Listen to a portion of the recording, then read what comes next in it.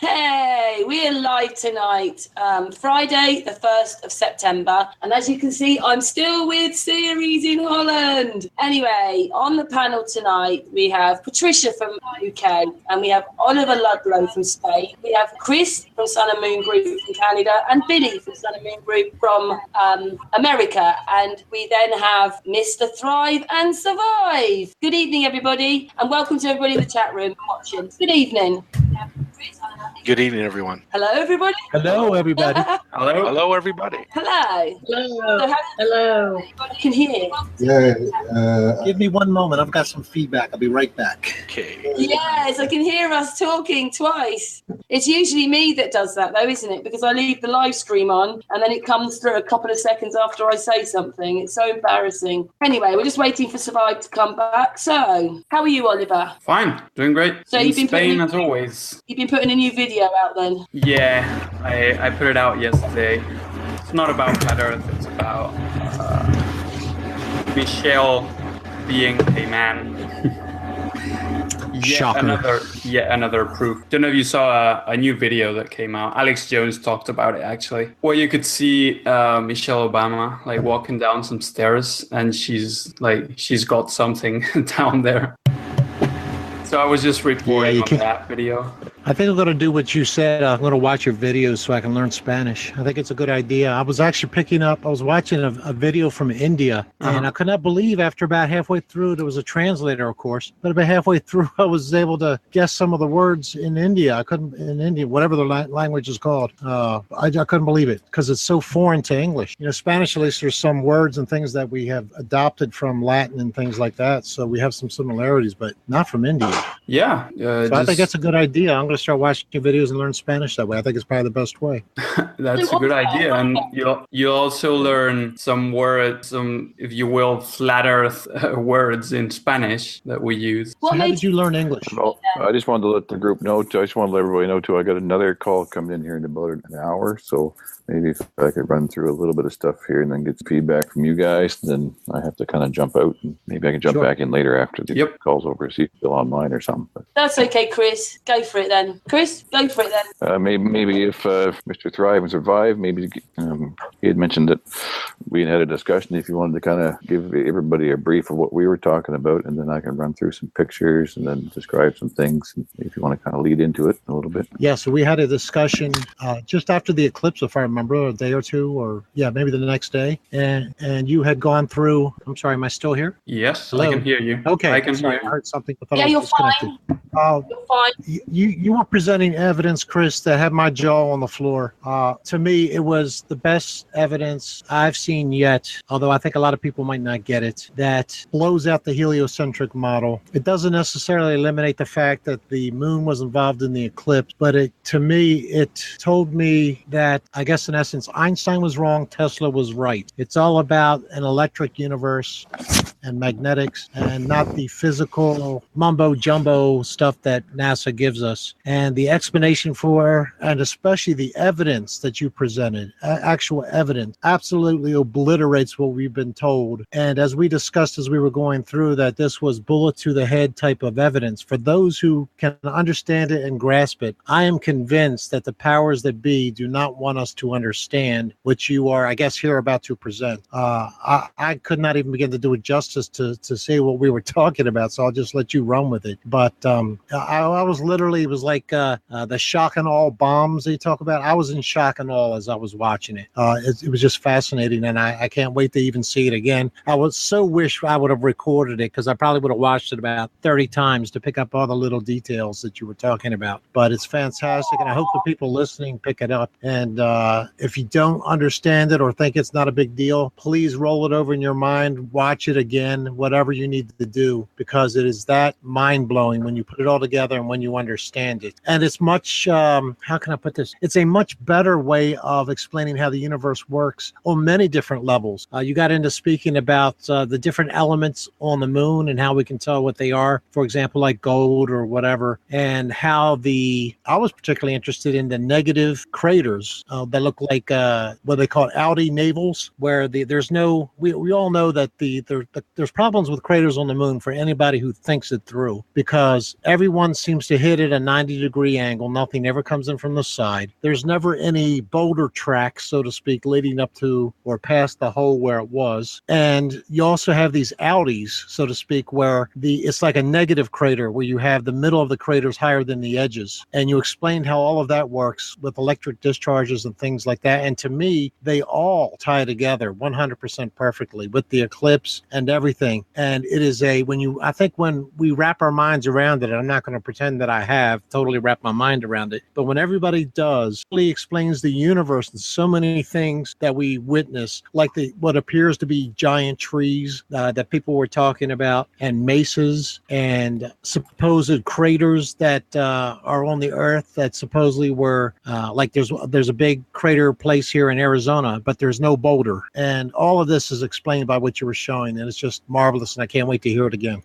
Excellent. Yeah, I'm going to try, and tonight I'm going to try maybe not go through everything we talked about, but at least try to get through some of the eclipse stuff, because that seems to be the hottest topic. But I will touch on the electrics and the dielectrics and the magnetic fields and what it is we're seeing, and then how that does tie into terra firma below our feet, and the one on the hexagonal basalt columns and the historical stuff of the ancients is quite a lengthy process, but I'll certainly focus on at least the part of our discussion about the eclipses here.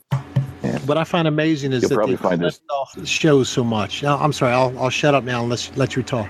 It absolutely does. Yeah, I'm getting a lot of, well, I've been basically inundated by, hundreds, if not maybe 1,000 images and videos and stuff that people have really, really high quality, P900 and DSLX, our cameras, 12,000 by 12,000 dpi stuff. So there's really good stuff coming in. Chris, if there's one thing you could maybe address at some point, how is it apparent that some people claim to be getting images of the moon and craters and things like that, and for example, the ball Earth believers claim to be getting those? And I know if you grab a NASA photograph, that's what you're going to get after they did the little manipulation live. But there's people who claim they have these photographs, but they are the only ones that can come up with this, and all the flat Earth people don't come up with any craters. So if you could explain how that might be possible other than fraud. Maybe it's not. I don't know. Somebody is frauding, in my opinion. Yeah, there's some interesting things going on there. I'll try and touch on that. What's the best way to explain that? Let's see.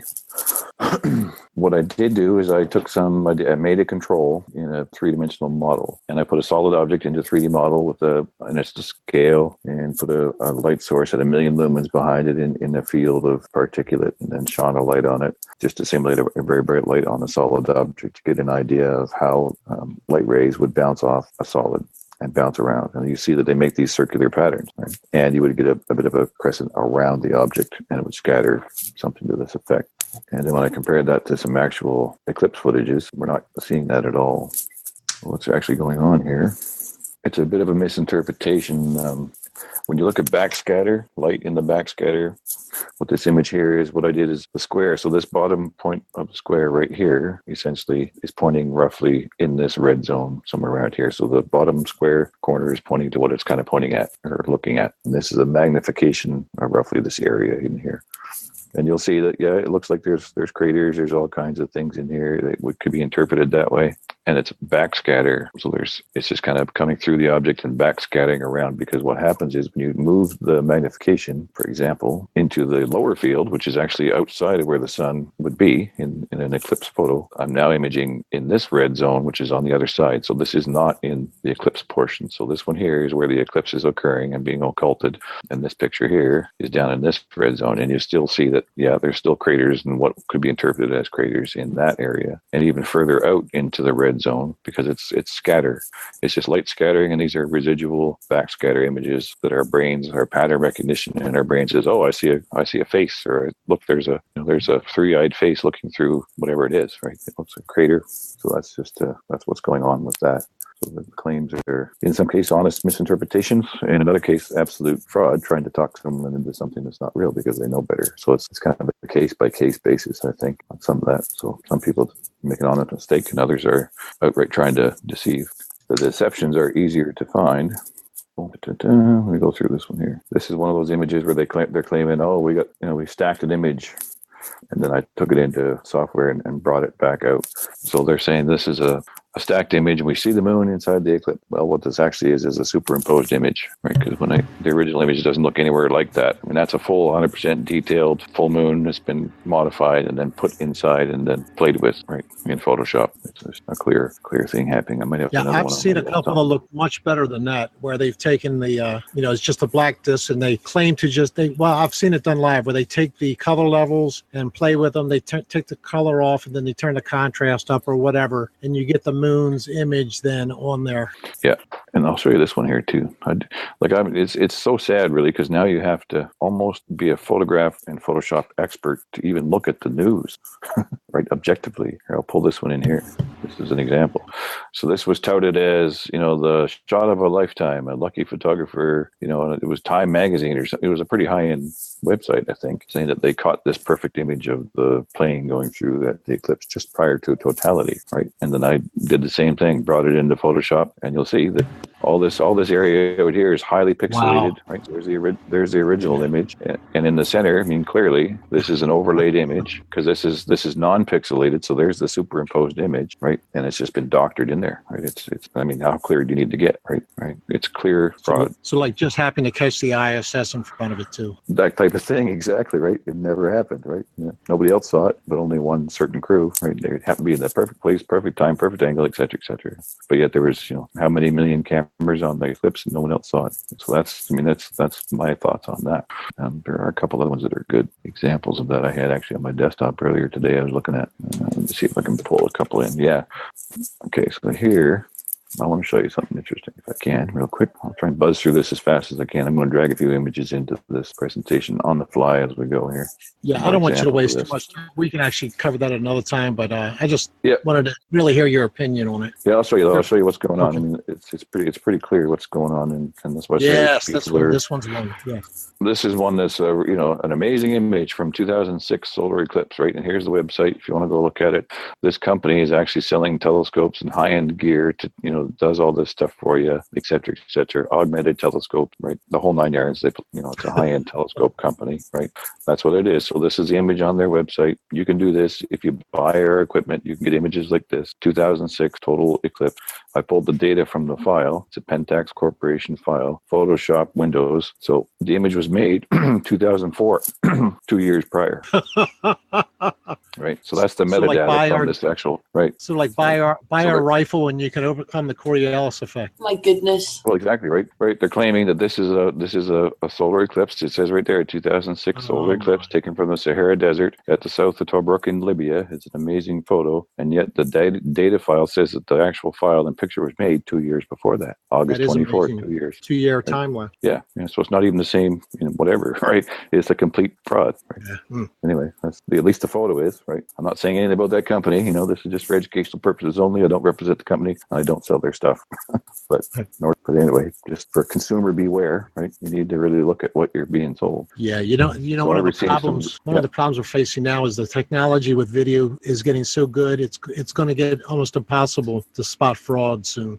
Yeah, you got to get better and better at it all the time. Yeah. If you don't see it with your own eyes and take it with your own camera, unless you really know the person personally, it's like your best friend is showing you something that you were standing beside them and you knew what they were trying to do. Don't believe it until you've proven it otherwise. So I got a few images. These were sent to me from Sean Cairn from Truth Frequency Radio, and he sent me 3 pictures that he took himself. Some more great photos, actually. And what was interesting about this is you can see up in here this little area where it's scooped out, and it's over here, it's scooped out, and then there's the image. It's like a smiley face, right? You can actually see the smiley face in there. And this is the original photo I was working with. So now you can see that when I drew out, I just took a grease pencil in my software program in Blender and drew out what I thought was where these lines and what it was I was seeing in the image. So there's the smiley face of the object. It has a width. It has like definitely a depth to its outside surrounding. What would you call it? Thickness, basically a thickness to it, right? It's got a shell, and the light's scattering through it and causing this shadow to go up top. Because if we look at the other image, there's a bit of a shadow in this zone here. So it's scattering in this V shape, right? So the light's coming through the object, scattering in the V shape. So I kind of drew this out to kind of plan what I was going to do in the actual physical model to try and simulate what it is I was seeing.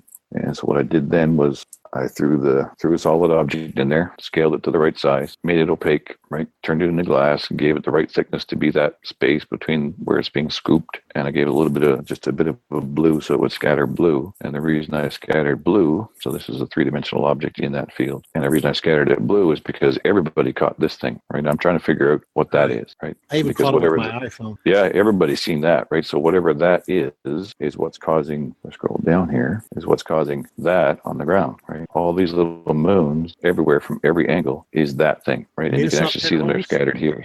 Yeah, right. Yeah, sure. I don't know if you noticed, but NASA came out with that video, I believe it was the 16th. We have never heard anything like this before, ever. And I think what happened is they realized this time people are awake and they're going to catch it, and they needed to get out in front of it. That's the thing, yeah. Where's their video? Yeah, so they come out with this now. Here's NASA's video, sources NASA. The pinhole effects caused by a property of called refraction, and they say in this video, it happens every day. It's a normal occurrence in sunlight. Well, if that's the case, why don't you ever see it during a crescent moon at night? And, every bird that flies over your head, in the air is projected to the ground as an image of itself, because as the image passes through every pinhole in the forest, you'd see thousands of animals, screaming across the forest floor when there's only one over your head. Because what pinhole cameras really do is this. The light comes through a pinhole and the entire field image is inverted and projected forward. That's what a pinhole camera does, right? You can bounce it off a mirror, like down in this image here. I'll zoom in on that. So now I can show you the light's coming through this pinhole and being projected on the wall behind. This is, as an artist, this is a technique you learn, and the old artists, even Picasso and Rembrandt and all the guys used this as a process. They would project it forward, a scene, and then they'd trace it out in pencil or whatever, and then they'd flip their canvas over, and then they filled in with color, right? That's how they did it, right? They didn't have camera, so they had a pinhole. Right. It's a common technique. Yeah. So absolutely not. That is not a pinhole camera causing that. Yeah. It never gives you 10,000 buildings to trace out. No. The only way you can have 10,000 million images coming at a different angle is through 10,000 different million lenses, individual lenses, all focusing approximately to the same place on the ground. So it's a crystal lattice type of thing, and the light comes down through the center of a crystal without being refracted. It's being focused like a lens in a camera and hitting the ground in a perfect inverted image of what's going on above. Right. What this is, if you had a telephone pole behind a tree and the sun was half blocked by the telephone pole, you should have that image projected onto whatever pinholes supposedly are created by the leaves. You'd see, like you said, you should see this effect every single day in some form. Yeah, you couldn't even drive a car down the highway without seeing, you know what I mean? Right? As the sun, you're setting sun on the highway and the sun's coming through the trees, every barn, cow, and everything between you and the truck, the highway is going to be projected, in front of you. You'd be like, you couldn't drive, right? It makes no sense at all. Yes. And what I think the problem today is people are designed to, like, if it's an authority like NASA or whatever puts that out, they don't even think. They don't get their mind to thinking just about the simple stuff we just discussed. Well, wait a minute, this actually would happen every day with, crescent moons. The first thing came to mind with me. Wait a minute, you have half moons, whatever, 3/4 moons. They're definitely bright enough to cast shadows, and we never see this projected ever. No, so it's definitely not a common everyday occurrence. No, this is another example. Yeah, this is another example of that fraud we were talking about, right? Yes, the one on the left. But to stay on with the eclipse, here's what would actually happen in reality, in my opinion, if what they were saying was true. The NASA model and the heliocentric models is that all light coming from the sun comes in straight lines with a straight wave front because it's photons in a vacuum, all coming in a wave pattern. And because of its size, it approaches the Earth. Imagine if this was the Earth for a second. Then we're going to change it to the moon here, but if this was the Earth in a ball model, all the light coming from the sun would be coming in parallel lines until it hit the Earth. Now, in an eclipse, what would happen is this was the moon. The light would hit the object and bounce around it and cause a scatter pattern. And you'll notice that if I put a box around this ball, right, first, and then I put a box around where it starts to focus, right, the distance is equal to the size of the object, right, where that pinpoint starts to occur, right? That's the inverse square law, right? And then it just starts to spread out following the inverse square. Right, so the first one is squared, the next one is bigger, etc. And so in a real eclipse, if it actually ever did happen, you would see this. You would see this bright spot and then a whole bunch of rings on the ground. So the Earth would look like a bullseye. In reality, it would look like that. And they call that Poisson's spot. And the reason we know that to be true is when you look at Poisson's experiment, it's a little small here. I'll zoom in on that. Maybe you can actually read it. Now, who was Poisson? Well, they named it after the scientists that come up with this laser. It's a laser test, basically. Okay. He's still alive? look it up again. Poisson, Oh, okay. what's Just the year? curious I think how long ago this was. Yeah, I can Google it here after if you like. But Poisson, anyway, that's the spot. So what it is there's a laser, there's a ball, and there's a screen. It's that simple. You shine a laser at a ball, and it hits the screen behind you, and you get this image. And Poisson spot would appear in every single image. So if there was a circular object between the light of the sun and the Earth's surface, right, in the heliocentric model, eclipses would look like this, right? You'd have a focal point and a So this is radial actual spread. evidence of demonstrating what an eclipse would look like if it was NASA's model. Correct. Yeah. Gotcha. Which it doesn't. Right. Right. The only way you can cast a shadow is you need a medium. Like you need some kind of a medium, like a flashlight or a car headlight on a foggy night, and someone's standing in front of it. You need something to refract that, right? Which in space there is not, right? So According to the heliocentric model. So they say. Right, so they say. Yeah. And we see other evidence of this. Their model being completely wrong. If you've ever flown, if you've flown as much as I have, I used to fly once a month for a decade, or twice a month, I guess, off and on for a decade. So I've seen this a lot in person. And you're sitting in the aircraft, and you get a nice perfect shadow. Here's your rainbow, perfect shadow of the airplane, and this shadow follows you at 700 miles an hour, 500 miles an hour, whatever it is, 550 miles an hour. For an hour, right? As long as you're in the right line, right, that will follow you and remain to your perspective as long as you're looking at it. Just kind of, which is cool. It's awesome. I just wanted to share that. If you ever get a chance to see it, take a picture because it's cool. Yeah. It's a plane in the clouds. Yeah. And what that tells you is it's the same thing. This is more evidence that what's happening is if I scroll up here, in order for that to happen, there has to be a focusing lens of some kind. Now, whether the dome quite a is bit made more since we spoke. Yeah, I'm trying to bring it up all into one spot here if I can. Now, what the dome is made out of, whether it's my personal opinion on it is the firmament is a superfluid type of crystalline lattice piece. It's basically full of crystals, frozen nitrogen, hydrogen, semi-fluid. It has a thick to it. It contains the pressure, right? In order to have pressure in our system and have atmospheric pressure, you have to have containment because you just can't be exposed to a vacuum and have no pressure in a vessel, right? It would just vanish, right? So you have to have some sort of containment. And it obviously, to me, is plastic because, the stars move, it all moves, it's all moving, it's always in motion. So it's flowing like a fluid, but it's relatively rigid. So it has a plasticity index to it. And it's under pressure, which creates sonoluminescence, your triboluminescence, your stars and waves, right? And extremely cold. It's cold. Yeah, it's like cold fusion type of fluid. It's the only way to make that happen. So this is just a description, or this image here is just showing you how image was before with the light wave, right? So it's a splitting of the wave index. And that's why on this X plane, when we look at stars and so forth with P900 cameras, and we see them like this, right? With a focus point and the scattering, and they're bouncing around and doing their dancing. Because of that split pattern, it's actually what's happening is the same as this, right? The same idea. They call that collimation, right? It just scatters. So where all this is leading to is to polarization of light. And I found this here was really good. This is from a published PhD level white paper. There's the title if you want to look at it, right? So it's polarimetry of moonlit sky compared to sunlit sky. This circle represents the entire sky, so it's like a 360 camera, 180-degree field of view, north, south, east, west. The left is the moonlit, and the right is the sunlit, as it says down below here. And they just took images of it, and then they put it into the polarization gradient to see. And you'll notice that this split here, so there's your axis of split and polarization, and it's doing this cross wave type of function. So it has a center point. So you have to kind of imagine that cone is to your perspective, and wherever you go, it's going to follow you no matter what, because it's polarized. The moon is actually here, and this is the sun. It's slightly overexposed there too, right? But in this image here, you see that little bit of looks like a rubber stamp shape, right? Right. So that is the same shape you'll notice on time and date, that little waveform that kind of goes around. Yes. And it's the same thing, right?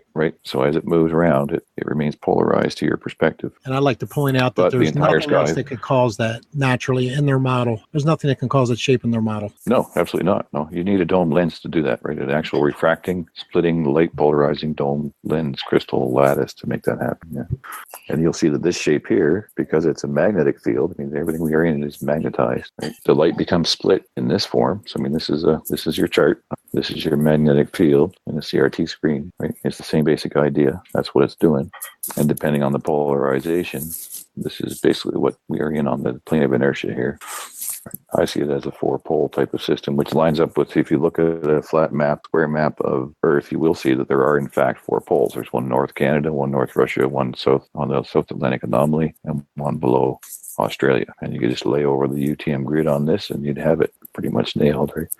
So during the eclipse. Yeah. So I think, basically during the eclipse, that object is either in and or passing through the same center point, like a cone in the toroidal field above our head. As it rotates above us, it has properties where it can cancel light and amplify light and so forth. And it seems that it could be that Rahu object, whatever it is kind of locked into this one. It's the negative and it's kind of there all the time. And the eclipses occur because it interferes with both the sun and the moon, where the sun's focal point comes to us, and the moon could be behind that focal point, and you just wouldn't see it. So new moons, I think Oliver had mentioned too, we were thinking, new moons and so forth, and some of the phases of the moon are more likely to be because the moon is actually behind. It's just not being illuminated at all, right, from any direction. Now this, because I was confused at this at first too, this is not during the eclipse, this is a phase of the moon. Yeah, this is actually, so just to clarify, this is just to show you what true moon photos would look like, right? This is just a crescent moon, normal standard moon. And just to show you, when you actually take that into the software to render it, you would actually see that this one, you can see it depending on the angle and what it's appearing on to you in your perspective. But it has to have some sort of illumination to it. And I think occasionally when the moon is in that right spot and at the right angle, I've seen images that Mike Helmick has done too, and we've processed those, and you see absolutely nothing, right? It just happens to be a half moon crescent, and you don't see anything behind it because it's not getting any light whatsoever. Now, does this photograph right here, the way it's rendered, does that show you that there's a full object there, even the part that's not lit, or no? This one here, it's really hard to define, right? Because you can't, if you make the assumption that the moon may be more disc-like, it could just be on an angle to you as the observer. So if it tilts the right way, then you don't see the back side of it, like you're looking at a frisbee, and you tilt one angle, you can't see the other side. And this would be more where it's full on and being lit from one angle, and still, if it was lit from the right way, it'd be full moon. Otherwise, it's right. So it's interesting to see. I'm still working on trying to figure out what the shape of that actually is. What I find interesting with this is when you have a crescent like that, the moon is facing the Earth, which is totally in daylight, and we see no Earth light going back to the moon. And I'm only bringing that up because I know this is going to come up later with the eclipse. Yeah. So this is the eclipse. Like, this is another just prior to totality. This one is from was a Paul Hall from Knoxville, Tennessee. I think this is one of his photos, and you got a really good shot of it. So I took it in, rendered it out, blocked out some of the red. So the red stuff is normal, right? That's just standard cameras doing their things. But when I took out the red to highlight what this blue crescent is, because I was trying to figure out, like I said, what medium that light is passing through to forward project all of these things on the ground on the cat. And then I kept on. So what you're saying is that bottom object is what is actually projecting onto the ground, not the actual sun and whatever's blocking the light or kind of causing the light to diminish on the right side. Right. Yeah. The sun is behind whatever that is. It's coming through it and passing through it and being refracted around the inside of it. But it seems to be hollow because you're only seeing the one edge of it on an angle. And then as the light passes through it, like a flashlight, when you look through a crystal ball, right, the image is turned upside down. Right. Right. Take any glass ball, look at it, or a drop of water. Even take a drop of water on a tree and look through it with your eye, and you'll see it's inverted. So then the image is inverted. So you're seeing basically this here being inverted over here as the light passes through this area kind of right here, right? It's just being flipped upside down. And then it ends up on the ground in millions of copies of itself. Yeah. Yes. And for those listening, pay attention to the term he used, like a crystal light, or like looking through a crystal. That'll come up again. Yeah. But that's the big point here is that's why only during an eclipse, when that object that is south of the sun, or to the bottom, I should say, of the sun in that photograph, is what causes these projections, and why we never see it under similar circumstances at any other time. Yeah, absolutely. Awesome. So then I kept trying to say, well, I need to be able to get this and look at it and see what's actually, is there anything there at all, right? And started looking for it, rendering it different things. And you can see that it is having an effect field. I mean, it actually has internal propagation. It's projecting forward, creating this to appear in the camera and to your naked eye, and then still distorting the magnetic field. So because all light is magnetic, photons are magnetic. So then I kept searching higher and higher and higher. How far can I see what's going on? So I found some interesting images from 75,000 feet from a 360 camera. Oh, guys, wait till you see all this stuff. This is incredible. That's what it saw at 75,000 feet. And so the 360 camera mean, obviously it's cold up there, so it could have had some ice crystals on the lens. But what ends up happening is the light is still coming to it, multiple angles to each little crystal on the lens itself. It's refracting in this distance. It's coming, this one here is coming to you at 90 degrees. That one's at 45. This one's coming up from the other way. Or you can draw a line right through that. And you can see that what's interesting is there's a compounding here. So if I zoom in here, this is kind of the giveaway, right? So if I zoom in here, now just put a square around that, right? Mm-hmm. So you make it a little bit smaller here. So right there, there's your Vesica Pisces, right? So we have we have an image that's being stacked. So there's a multiplication of light energy, which means that one of these is on top of the other. You see what I'm saying? Right. Which shows that they are physical objects. Right. The only way there's something physical in it's being multiplied and being stacked like an image. So you're seeing the same thing being stacked on top of itself. So which leads me to think that this is not ice crystals on the lens, but it's a lens looking at another lens. Around wherever these things stack, right, wherever they interfere with each other, you get a multiplicity of the light being amplified. It's amplifying itself because there's actually more than one image hitting in the same place. So right. So what you're actually demonstrating is evidence of cause and effect versus just NASA saying, "Oh, it's pinholes in the leaves," which they cannot explain. Correct. Why you get the stacking effect. It just can't explain that. No, you can't. No, because you can't add, that's light being added to itself, right? Every time the image crosses itself, it gets brighter and brighter and brighter and brighter. And that's what we're seeing here in the 360 cameras at 75,000 feet, right? These are images that are being added together, right? This one's being stacked on it. And this one's actually, there's a couple on top of each other here, and it's bright where they interfere with themselves, right? This was the best one I saw that was like, that's perfect. Right? Yeah, it's very good. It's obvious. Yeah. So I got, this one image here, and then there's another few of them. So I'll try and find a link to the video and pass it on. You can put it in the video below if you want. Now, have you tried to take a guess at what those spheres are? Well, I would say that's interesting. Let me show you something here. They're definitely some sort of metallic crystal. I know that Dr. Pierre Robitaille has got some work on how the sun object has fluid-like properties. The spectrum almost seems to be that of hydrogen metal halides, right? It's like a liquid. So this is just light coming through liquid bubbles and crystals, but it's definitely a fluid. That's what I would expect to see that if you were shining a light through a water with a heavy sugar-type crystal in it, or salt. Mm-hmm. Right? Salt crystals with salt water, basically. Right. Let's see, what else can I show you here? Just a comparison. I want to show you the apple tree because it's quite profound. I really like it. I took these pictures myself, so I can stand on there just from my camera. And that's the thing that I wish people would do. I mean, there's so many evidences that you can say, "Oh, really, NASA? Is it true or not?" And you can go out and prove these things yourself. Absolutely, yeah. So to go back to NASA's claim, they say, "Oh, it happens all the time. Pinhole cameras through a tree, light passing through a tree." Right. So I went out last year. This is actually last year, and I took some pictures of an apple tree in the backyard, and this is where the trunk of the tree actually was. So I zoomed in. The sun was just going down at sunset, and I got these cool shots. And profoundly, as I zoomed in on it, as you zoom in, right, you'll get more and more collimation in the lens because as it zooms, it starts to spread because it's actually zooming into that circular effect in the light. Mm-hmm. So the next one I zoomed in, I was like, "Oh, cool! I can see where the apples are going to grow because the trees, they are light refractive, and that's how they grow, right? And they do have an effect on light, but it's not.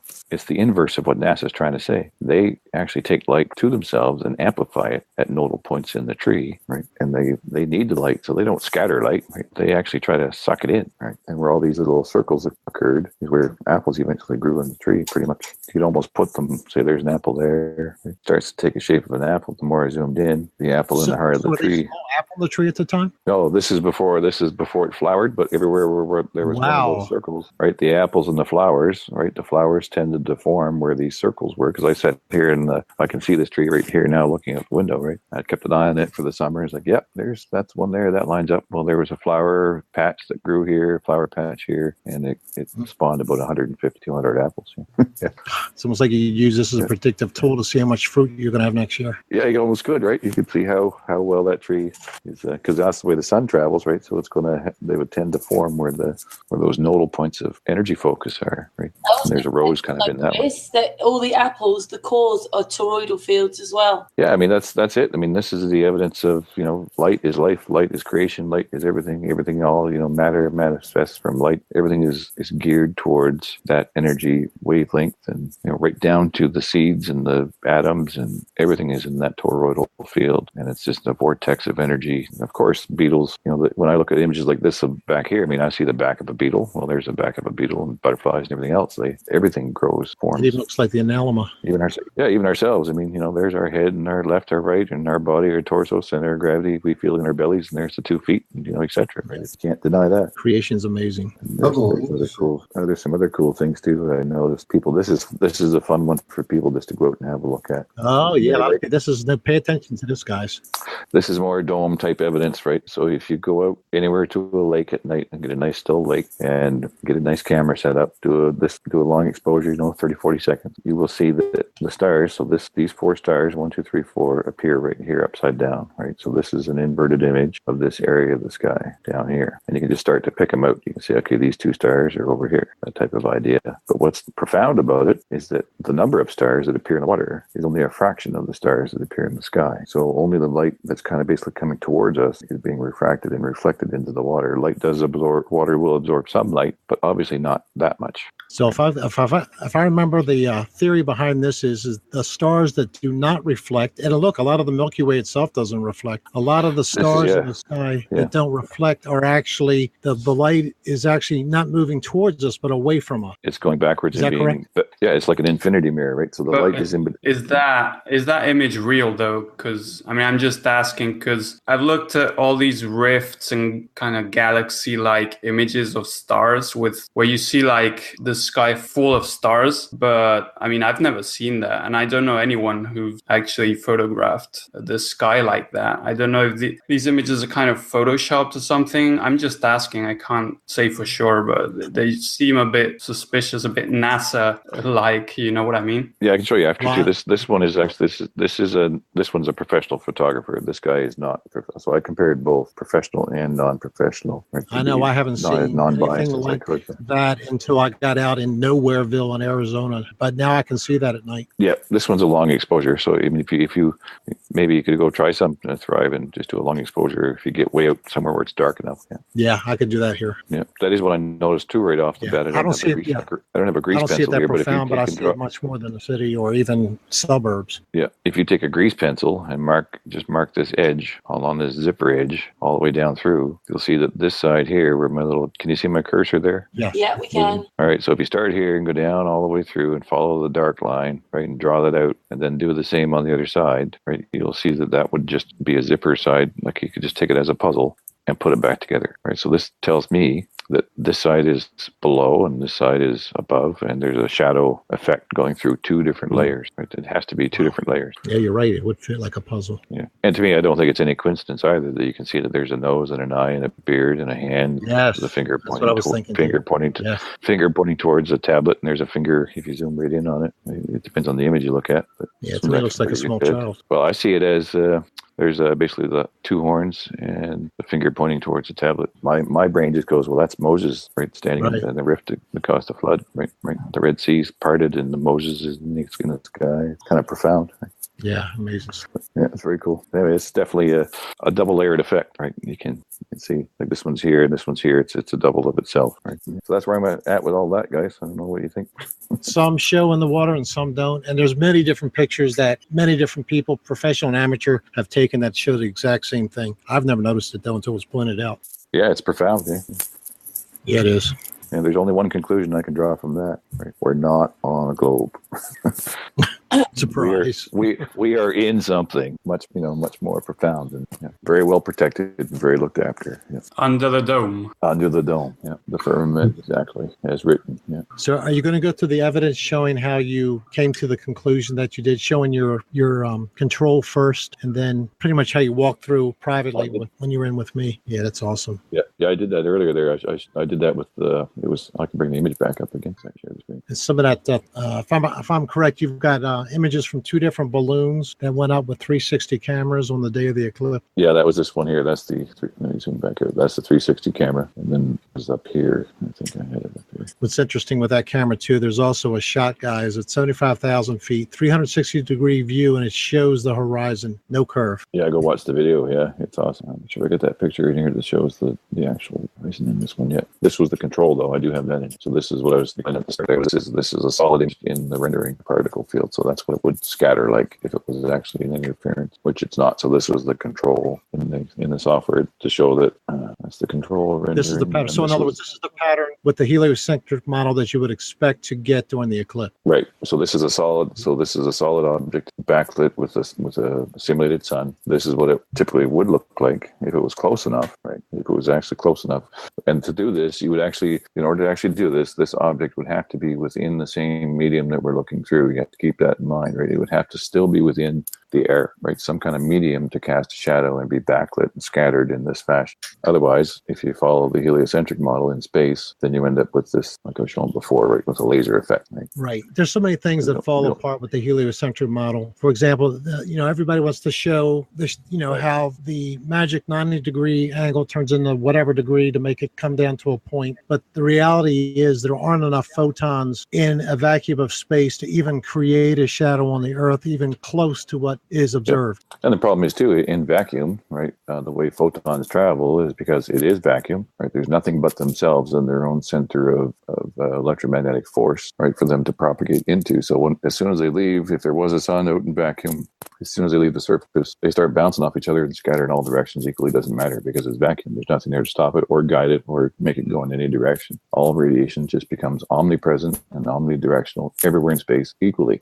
right? Basically to infinity. If space actually existed, that's what would happen in a vacuum, right? So there's no way, right? But that theory stands up to scrutiny in my opinion, because radiation just becomes equal in all directions, right? So then you get into the problems of, well, how does the ISS space station, etc., allegedly dissipate heat in such an environment when it's already equal in all directions, right? There's nothing to dissipate into because it's already equal in all directions, right? You have to overcome, right? It actually, I don't know how they would ever do it, right? It's impossible. Anyway. Yes. Ball game. And hence, we discussed it briefly on my channel. NASA suddenly, around eclipse time, came out with an article stating that the sun may be larger than they thought. And this is the reason, guys, because they knew people were onto the fact that the photons didn't have enough energy with the current size of their model to produce an eclipse. So they started dancing around how big is the sun really, because they knew this problem was going to be addressed. And it is a problem. There isn't enough. The sun just can't do it. There's not enough oomph behind the. That's a scientific term, but there's not enough oomph behind the photons to create a shadow for us to observe it on the Earth. Absolutely, and they're going to start just biting off their, what's that phrase? They're going to bite off their nose, bite their face, because the bigger they make the sun, then the more sharp the angle would get. It would diffuse, so the shadow would just become shorter and shorter and shorter. The bigger the light gets, the shadow becomes shorter and shorter. Which even, it makes no sense. They can just keep on trying to solve their problems. It's not my concern. It doesn't work. So in essence, we're definitely on this, the dielectric plane of inertia with the toroidal fields. It's all following basic electricity patterns. It's easy to figure out. This is basically elastopolymer, which is kind of where we are. If you imagine that we're on the plane in the middle, we have positive above, negative below. We're biased slightly to the positive because we feel it as, we feel that as the force that keeps us attracted to the surface, the dielectric field. So it's the dielectric field, because we're negative on the Earth, that causes everything to want to attract downward towards the surface. Right. Is that what you're saying? Yeah, we're biased. Like our bodies are made of water. We're mostly negative, right? It helps hold us up, right? The negative holds us up and the positive keeps us down, right? So we're slightly biased towards the positive. So, basically we don't float away. But if you put enough electrostatic charge on something, it will float, right?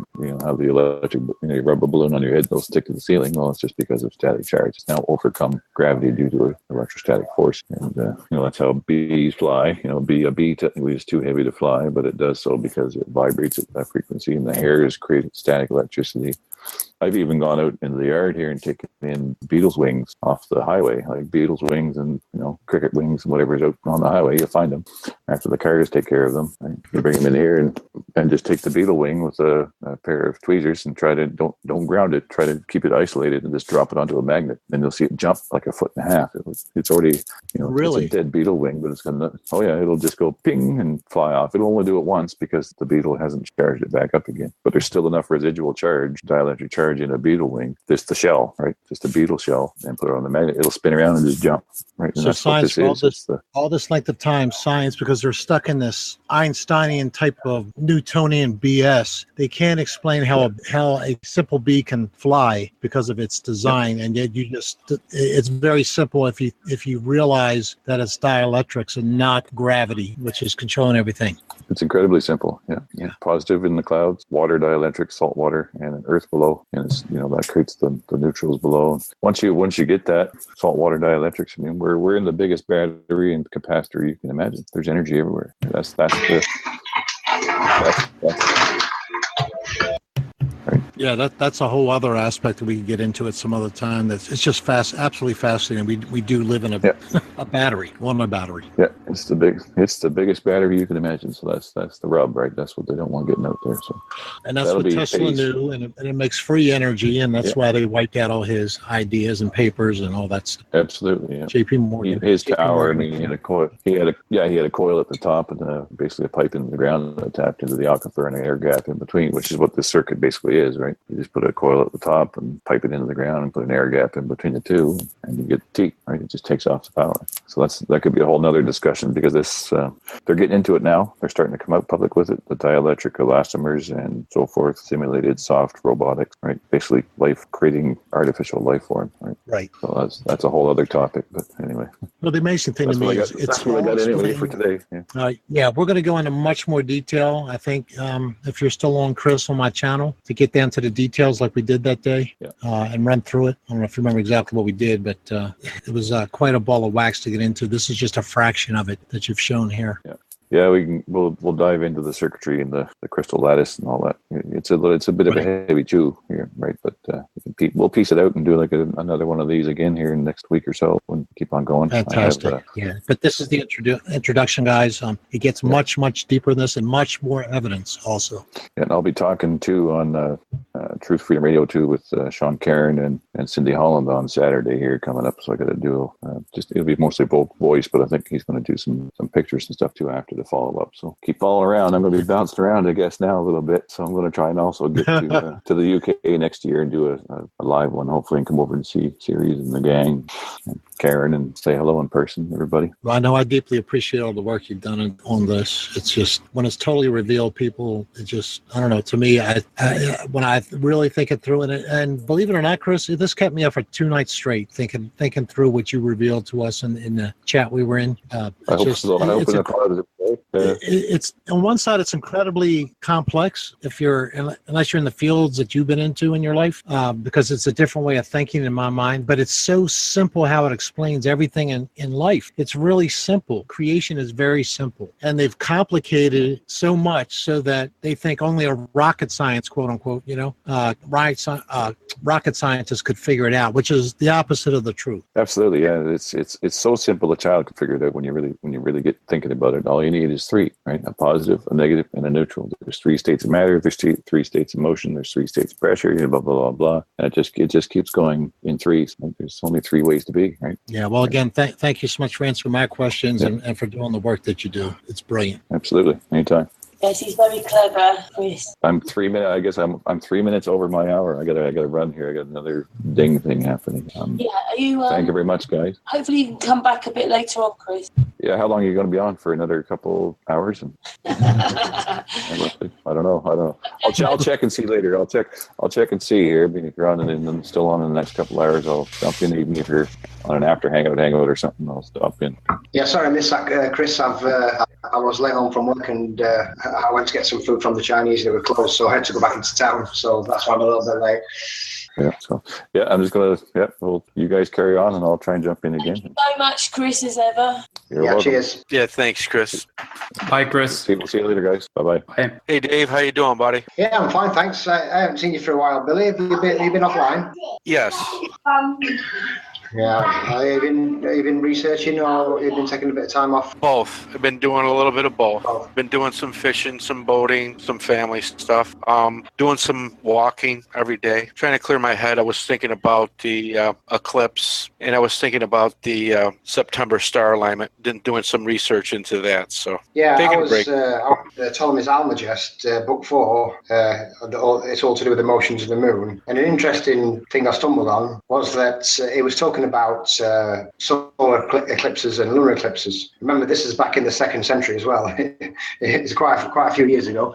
And it was just remarking how when you have a lunar eclipse, it's like specific to a location, the actual phase of the eclipse. When you have a solar eclipse, it's unique to that location, the actual phase of it. But when you have a lunar eclipse, it's not. It's pretty same everywhere you go, if you know what I mean. When you have the lunar eclipse and you have that same shadow, like we had that partial one a week That's before. true. Yeah. So the eclipse is exactly the same, just about everywhere you can possibly see it for a lunar one. Yeah, it's always specific for an area anywhere else, which is, if you think about the heliocentric model, where all the difference is really the moon has just swapped positions, hasn't it, with the Earth? You know what I mean? So why is it a lunar one is same anywhere you can see it? You'll get that same shadow effect, but on the eclipse, you'd have to be in the exact location to get the exact same eclipse, which is interesting. Exactly. I was thinking the same thing. Anyway, Hey, 1 second. Dave, we have Rich, Mr. Thrive and Survive with us. Have you talked to each other before, Dave, Marsh? I think I think maybe it was on the once, Hangout, but very briefly. Hello, Dave. Hi, Richard. All right. I've been following the channel for well over a year, so I'm pretty up on what Rich has been doing. Well, thank you, Dave. Where are you located? I'm in the UK. I'm in a place called Ripley, near Nottingham. Okay. I'm starting to know more and more people there. There's a good friend of mine in Cardiff who's listening right now, and just it's almost like I should move over there. I got more friends there than here. I seem to have a lot more friends abroad these days, so I keep getting invited to here, there, and everywhere. David Conklin invited me to Alaska for the Midnight Sun and all sorts of things. So, what was Chris on about then? I've just caught the back end of that. Was he talking about the eclipse, or was he on about the electric Earth? Rich, Thrive and Survive, you explain it then. Well, just you don't have to give us explain. Just give us a quick overview of what he's on about. 'Cause like I say, I missed it. So I'm sorry. Are you asking me a question? Yeah. well, I'm just wondering what Chris was on with. I just caught the back end of it. You see, when I came online, so I didn't quite catch what he was on with. Yeah, he got a little. He was into the eclipse, not to the detail that I was expecting, or I didn't know really what to expect today. But he had given me a private chat, or we were in a private chat just after the eclipse, and he had laid out pretty much the whole thing from start to finish, how he came to his conclusions, the evidence, 2 different balloon launches that had 360-degree views, and it totally just smashed the NASA. I mean, NASA looks like it's just a little made-up little game now compared to what he came up with. It really is. But his, even though it's complex, and that's what bothers me, a lot of people aren't going to get it because they're not taught to think in the way of magnetics. They're taught more of a physical Newtonian type of thing. So you have to wrap your mind around a little bit different concepts and how they work. But once you get it, it's utterly fascinating and simple how the universe works, how everything is light, and just everything works. Everything we see in nature and in the sky and everything makes so much more sense with what he has discovered. And it's real empirical evidence. It's not just like, well, I think because of this. You know, he's taken real models and compared them to what was actually observed. He's taken data and footage from all kind of people at all different locations and run it through tests, and he comes up with with a conclusion that is, no matter whose data he gets or whatever, it seems to be the same. And like I said, it explains the model way better than NASA's ever could. And we just touched on the fact towards the end of the discussion that NASA's already having to modify what they have because they realize we're on to them. They're now talking about making the sun larger because they know people can model out correctly the fact that there aren't enough photons to make the shadow appear for a lunar eclipse like what we see. They tried to get ahead of those thousands or 10,000s or whatever of dancing moon eclipse or whatever you want to call it, shadows on the ground that we saw. They came out with that on the 16th. And we have never heard anything like that from NASA ever before, as far as I know. I could be wrong, but I don't think they've ever addressed that. But they knew there was enough people awake this time that people were going to catch it. And their excuse and how they explained it was so lame. But the people are so designed to say, okay, NASA's an authority. It's under the government or part of the government. And we saw it in print or we saw a little demonstration from them on a video. So it must be true. Let's not think about it anymore. Let's go on to the next subject. When all you have to do is think about it for a moment, because what they said is caused by the leaves and the little holes caused in pinholes in the leaves. So it's like a pinhole camera effect. But we would see the same effect anytime the sun was blocked by like a tree partially, or by a telephone pole behind a tree with the leaves, or a crescent moon, or as Chris said, a bird sitting in the tree. We would see all these thousands of birds, let's say, being cast down to the ground as it blocked the sunlight. Well, of course, we never see any of this ever unless it's during an eclipse. And his model showed exactly why we see it, that secondary object that many of us caught. I even caught it on my iPhone. I wasn't expecting it. And of course, not everybody, but many people said I doctored the evidence. I'm going to put up the original images so anybody can look at it. I've actually got it on film that's moving, so that's pretty hard to doctor. In any case, that object, which is a magnetic object, which he didn't get deeply into, but it's a magnetic object, or I should say it's a magnetic anomaly, the results of magnetics, not the results of anything Newtonian. That's what caused that effect that only happens during an eclipse because it is a magnetic anomaly that's not there all the time. With NASA's explanation, it would have to be there all the time, and we would see it all the time. Yeah, you'd expect to see little circles, wouldn't you? Say the sun, yes, but you'd expect to see little circles of the sun everywhere, wouldn't you? But you don't. Yes, but years ago, the education system successfully got people to shut off the critical thinking mechanism in their brain. So they just accept it.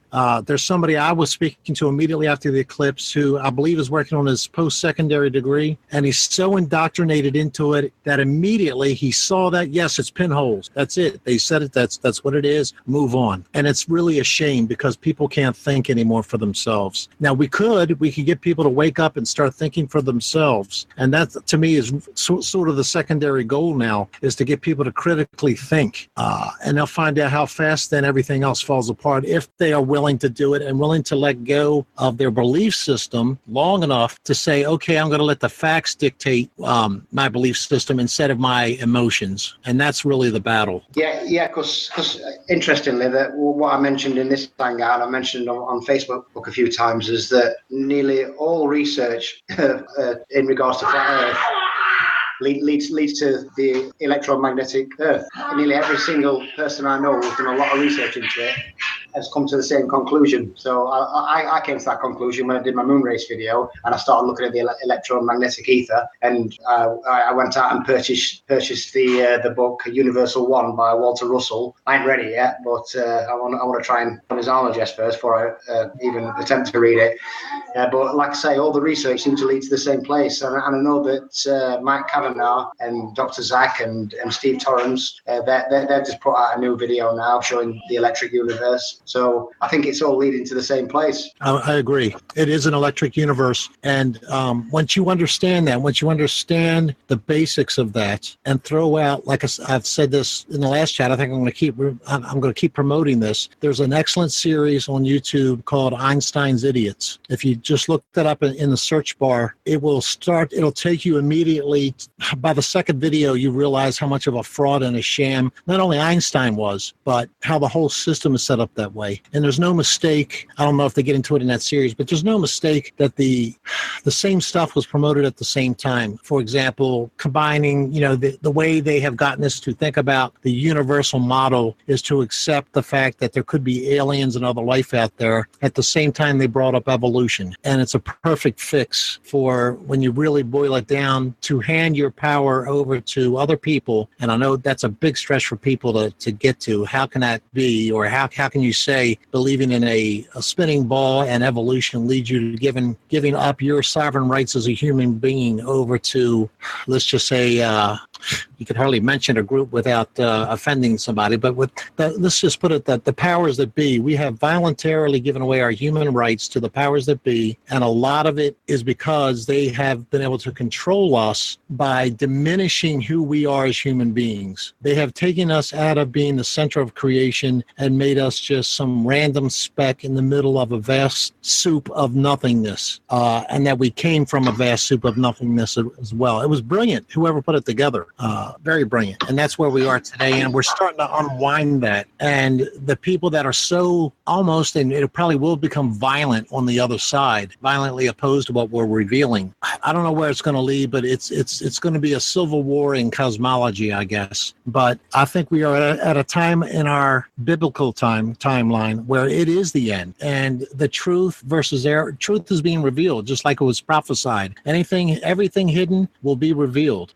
There is nothing secret that shall not be, unveiled, and we're there. And along with that, a choice is made. And it doesn't matter whether you believe those prophecies or the scriptures or not. The fact is, it's happening. And what I have noticed is those that are willing to try to find the truth, wherever it takes you, tend to be of a certain caliber of human being where they are humane to other human beings. And those on the other side are very anti-humane. Now, there's exceptions on both sides, believe me. But as a group, that's what I've noticed. It's a separation also of people in how they treat other people and how humane they are. And I know that's a lot of different concepts to throw together, but that's where I see it right now. We're at the point where we're at the end, and it's time to make a stand. Are you going to stand for truth, or are you going to stand for the BS?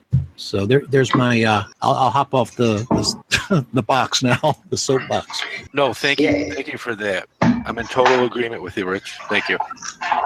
Yes, I'm too. And it's interesting that just a normal bunch of people like us, you know what I mean? I've got no degree in physics or anything like that. Before flat Earth. Sometimes, doesn't it? It's a long journey. I didn't know anything about anything before flat Earth, you know what I mean? It's only in the last year and a half that I've actually learned anything, you know what I mean? Actually been out and made observations myself and seen these anomalies, what they try and push under the carpet kind of thing.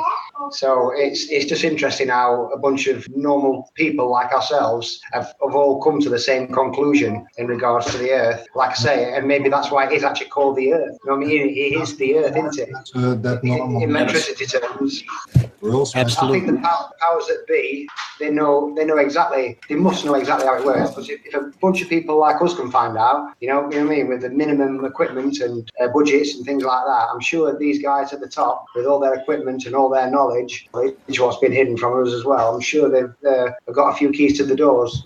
Absolutely. It's like people think so little with critical thinking. They think that the eclipse proved that NASA's correct because they could predict it. If they go to NASA's own website, I believe it's nasa.gov/eclipse, and you get to the right page, they group these eclipses into different names. They make up names for each one, like they had the Apollo and Mercury and different programs like that. Well, they've grouped these eclipses into different group names, and you'll find a column if you get to the right page, and it'll say, this eclipse repeats every 11,217.62 days. And it's just like the ancient Mayans who believed in a flat Earth. They were able to predict not only every eclipse for thousands of years in advance, believing it was a flat Earth, but also the transits of Venus, which I don't know how recently in our history we were able to do, but I bet you it was very recent before we could do it. But not only did they, 3,000 years ago or whatever it was, predict up to 2012, they predicted that last transit of Venus going across the sun, the top part. Not only did they predict that, but they showed that there was only a couple places on the Earth where it could be viewed from. And what's funny is both of those places, the Mayans set up their civilization, so to speak. That's where they were. There was some place out in the Pacific, and I can't remember where the other place was. Some remote island. It's actually even very hard navigational-wise to get there. Most people won't take you to this island or this island chain because it's so dangerous. But let's say, 4,000 BC, 3,000, whatever it was, these Mayans predicted that and the solar and lunar eclipses, believed in a flat Earth, did it down to the precision, I guess you could say, as well as NASA. And all the ancient civilizations could do it. China, in particular, they were astronomers. They could all do it. It had nothing to do. They knew nothing about Newtonian physics or Galileo or Copernicus, and they knew none of that. In fact, their model was the opposite, and yet they could do it. But they believe that NASA does it with orbital mechanics and mathematics, and that's false. Well, the mathematics is true. You just add so many days, and then all you have to know is then how much to shift it north, south, east, or west on the grid, and you got it. But people don't know that. Alex Gleason, in his book, actually shows you the table and how to actually predict them. It says once you get the table going and you get the first few columns in and you get the actual eclipses in, it starts making sense then, because they start repeating, the pattern. So, I don't have to do it personally, but I know there's a big section on eclipse in his book, which is obviously pretty interesting. And obviously, all the ancient civilizations, like you say, they all know how to predict eclipses, because it is mentioned in the Almagest, which I'm trying to digest at the moment, and like I say, they've always been predicted as long as we've all been around, haven't we? So absolutely, mechanics whatsoever. Like I said, they do make out it's all this science and all these numbers and all that, but at the end of the day, they've been predicted for thousands and thousands of years.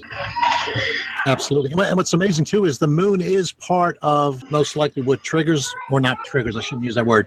The moon is involved with the eclipse, but it's not moving in front of the sun. And that's what I think will show when I get Chris to go through the whole thing. The moon is involved, but it's not how NASA says it's involved. Well, if it was, I'm sure that by using stacked images and what have you, you would have been able to pick up an image of the moon at totality, surely. But clearly, the only stacked images you can see are fake ones. Yeah, there's no. Well, we've got a couple of frogs that are pretty good that look like it. Yeah, but there's no way that you can pick up an image. I don't care what you say. There's nothing there. It's a bit like Deep Inside the Rabbit Hole show. Do you know what I mean? We're just seeing a projected image of the sun and the moon, and we're just seeing the shadow of it, and that's all we're seeing, a shadow. It's not saying it is the moon. You know what I mean? For all, like Chris said about the light just coming through one way. You know what I mean? I'm not really up on that side. I'm trying to get my head around what Chris is doing, but you know what I mean? It's quite advanced, and it's quite a lot to digest. So, but I'm trying, and I've been watching a few of his hangouts and going over them. But I think Chris is definitely on the right track without a shadow of doubt. Absolutely, no, like you said, put your mind around it. I laid awake 2 nights in a row, seriously, not sleeping because of trying to wrap my mind around what he was. It was so profound that I couldn't sleep. Well, go ahead. One thing's for certain: in any eclipse, whether it's lunar or solar, it's all contingency about the moon. It's all tied into the moon. Even the Greeks with the anti-chimera mechanism, 1,000 years old analog computer system that accurately predicted the retrograde motion of the so-called wandering stars or the planets, and accurately predicted the eclipses. It's all based upon the moon phase and the moon cycle and the position of the moon. We do know this, that during any solar eclipse, it's always a new moon, and we know during a lunar eclipse, it's always a full moon, just like Dave was saying earlier. And our calendar is based upon the lunar cycle, the biblical calendar. In other words, the Gregorian calendar. The calendars have been changed, but we pretty much go on the 28-day moon cycle calendar. So, during this past eclipse, where was the new moon? Where was the position of the new moon? It was with the sun. Now, like you said, whether it was the actual moon that was eclipsing the sun from behind, it definitely was not in front of the sun in the projection of what we saw in the sun. However, like I said, the eclipse could have been occurring in another location, and everyone's focused upon the visualization of the projection. Like Dave was mentioning earlier, it is definitely on a solar eclipse. It's definitely location. And because we can't see, everyone saw the eclipse at a different vantage point. In the West, we saw it eclipse from east to west. In the east, we saw an eclipse from west to east, okay? And it was only a partial. Here in New York, we only had 69% totality. So we got it in Portugal as well. Exactly. So the angle and the position of what we're seeing, however, during a lunar eclipse, it's pretty much the same wherever you're at, like Dave. Exactly the same. Yeah. Even I looked on time and date because I didn't catch it here a week before the eclipse because of the weather conditions, but I was out ready to just in case it did clear. But I clicked on Facebook that night, and somebody in Malaysia had the exact same eclipse. Obviously, it was rotated due to their perspective, and I think somebody else in the southern hemisphere had it obviously at the opposite end of where I would have got it. So, but it's in the exact same actual phase, if you know what I mean. It's not specific to that one location. So why then is it different? You know what I mean? All what's different is the Earth and the Sun in the heliocentric model have swapped positions. You know what I mean? You still got that sunlight coming in, and you still got that shadow. But the thing is, the shadow was way too small anyway, even on the solar eclipse and the lunar eclipse. You know what I mean? It should be absolutely huge, but clearly it's just if you put the actual image of a moon up to it, another moon, it literally fits into the actual lunar eclipse. If you know what I mean? The actual shadow size. This is what a straight line, really. This is what I've been researching. Whether I know it sounds crazy, but I was listening to a few people who say that that there's only one, that the sun and the moon are the same object. I don't agree, but I was listening to their research. I believe there's two, the sun and the moon, and that they're projections that we see. They're not actual literal locations. They're holographic projections in the sky, but there is a literal sun and a moon in another dimension, possibly the firmament, that is out of our... Interesting you should say that. And then we have some speculation in the Vedic astrology on the Rahu and Ketu. So there's either one disk, which is both the sun and moon. There's either two disks, the sun and the moon, or there's actually four disks, the sun, the moon, Rahu, and Ketu, ironically, that are all the same size. I'm just throwing that out there. This is what I've been looking into. I just ask a lot of questions. I'm not making any definitive summaries or anything like that. It was very interesting in Steve Torrance's latest video. I do agree with him in the torus fields in the magnetic universe that we live in, and people are starting to really comprehend the fourth dimensional possibilities of our universe, which is good. It's a good start for people to think, and it's a good thing to let your model stand up the scrutiny. How these circular paths, how the sun, the moon. Stan Smith has done some excellent research. He has some excellent photography with a 360-degree camera, taking pictures year-round, plugging the data into his computer, and you see the sun and the moon arc just like a rainbow every day in your own perspective bubble. Okay, is that the actual sun and the moon in your sky, or is it a projection of an actual sun and the moon at your locale? And people are starting to realize this, even from the reflections on the lake and the water, how the reflection follows you, how you can walk along the lakeside and have the sunbeam reflection follow you, and then when you get to the end of the lake, you look back on the lake where you just passed, and there's no reflection on the water any longer. Okay? Yeah, it's like each person has their own individual vantage point, unique. Exactly. Of the universal magnet. It only comes to your, it never goes to someone else's. It's like Ceres has said in previous hangouts, you are at the center of your own universe. You are at the center. And how wonderful that is. The model has to be what the world is as the center in something, but I figure we are the center of everything what is perceived as reality, because we are actually perceiving. And what we perceive as a joint effort and bring it together is how we can see how big it is and actually how strange it is. Yeah, so when you draw that down, it's like the whole universe literally was created for man and each individual person. Yeah, in the sense of, and that's what they're actually hiding from us. Yes, because in the Bible it said that humans are the supreme being. Absolutely. It was created for us. We were given dominion over all of it. Yeah, the only thing we forgot is actually to take responsibility for it. Yeah. To the thief, who were so kind to take care of it.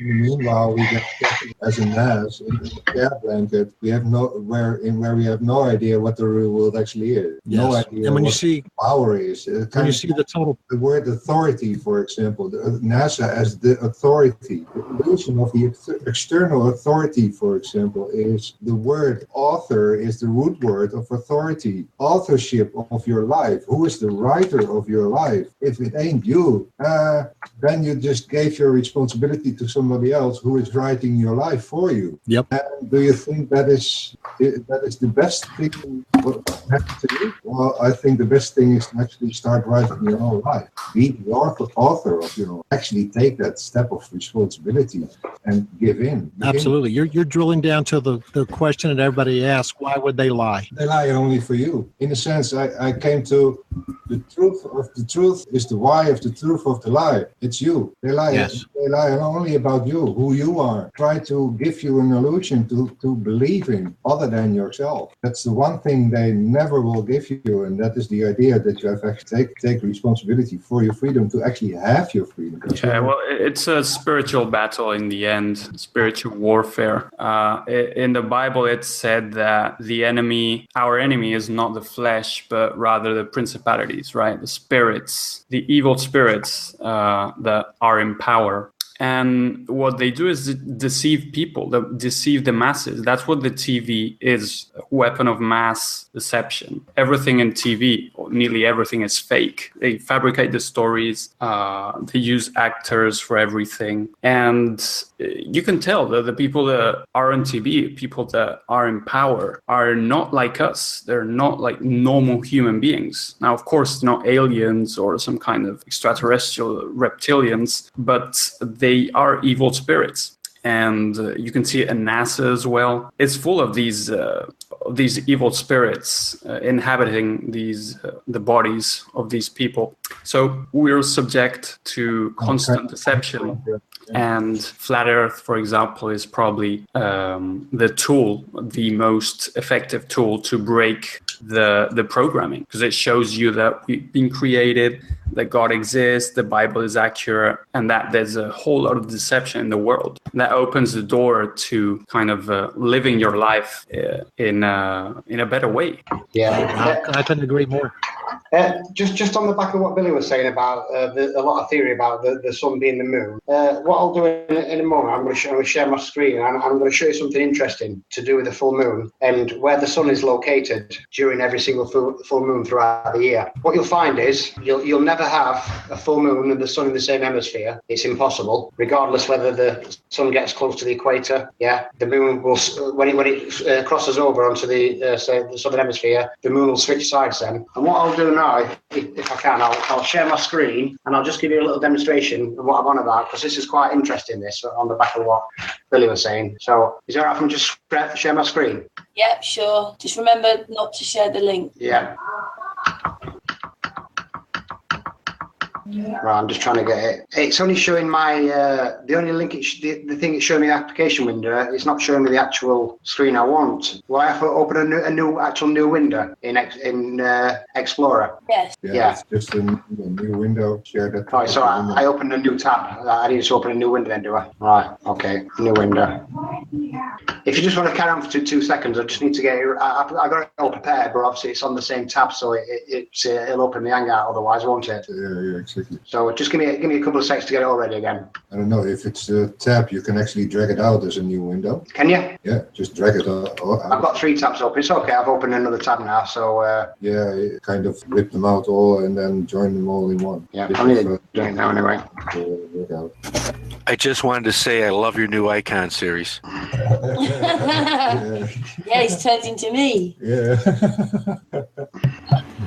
Close that tab. You were asking before the Hangout, Rich. We're on this panel here. We're all friends. We're having quite a lot of Hangouts together, and it started with our Facebook group where we were having more private Hangouts, and we've learned to trust each other. And then Oliver's come along. That's fantastic. He's going to be speaking in the UK convention next year. So now Oliver's become our friend, and now you've become our friend. Yes, indeed.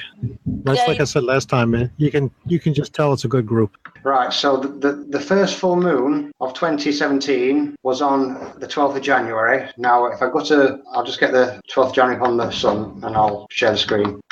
Right, I think I'm ready now. Cool. Yeah, so I'll share the application window. Can you see my screen? Yay!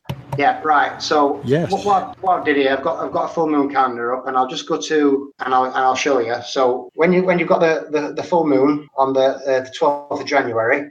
In fact, let me just zoom this out a little bit so you can see a little better. It's a bit close.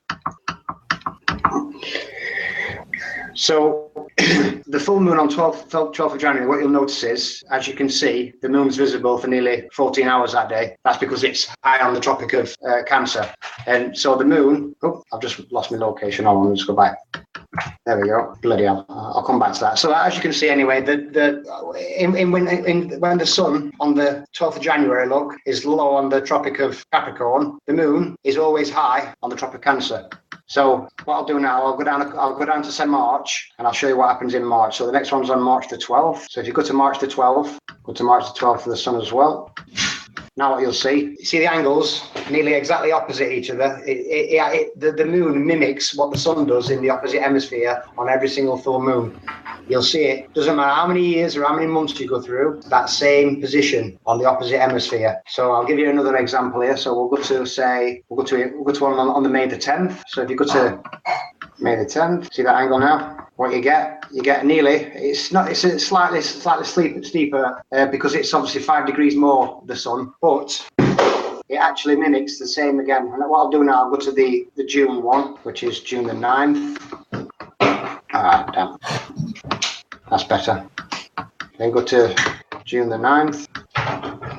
You can see again, you get that similar kind of angle. You never get when it gets to the summertime, the moon doesn't go as far north and south as the sun. The moon always falls short by about 5 degrees. But I'm sure you can catch my gist what I'm saying. So every time where the sun is, the moon basically mimics it exactly the same in the opposite hemisphere. And then I'll give you one more example. So we'll go to the one in September near the equinox. September the 6th, and go to SunCalc. September the 6th. There you go again. Nearly always opposite. Then like I say, as that sun passes over, then that switching point, and the moon will be in the opposite hemisphere. But you can never ever. You can go back as many years you want, or go as forward as many as you want. You can never have the sun and moon in the same hemisphere, which I think is quite interesting. How it mimics the same position within 5 degrees from both hemispheres. I don't know what your thoughts are on that. I'm not familiar with looking at that. Are you saying that if you could just leave 1 month on, go to one that has the full moon, I guess? Doesn't matter which one. I'll go to November the 4th. Okay. So My birthday, by the way. All right. You're the cause and effect. Always, this is live research, guys. Live research. So is the yellow line, the darkest yellow line, is that the path of the moon it takes during the night? See. This is how long the moon's available for the observer from that point. Obviously, when it's further on in the north for the sun in winter, obviously the sun's available for a short amount of time. So if you look there, it's available from 7 in the morning and it's going dark at 4:30 in the afternoon. So it's obviously in the winter solstice, coming up to the winter solstice, it's only available for a short amount of time. But because the moon's on the opposite hemisphere, but near the same latitude, it's visible for nearly twice that length. You know what I mean? It's visible from 5 o'clock in the evening right through till 7 o'clock the next morning. And they switch. So when the full moon is high on the Tropic of Cancer, it's always the winter solstice, and the sun is always low on the Tropic of Capricorn, and then vice versa. They'll switch. Oh, I get what you're saying. So they're always in different hemispheres. Now, are they ever both on the equator at the same time? No, you always get one just slightly above or one slightly below. They're never on that at the same time. There's always that little switching point. That sounds like dielectrics right there.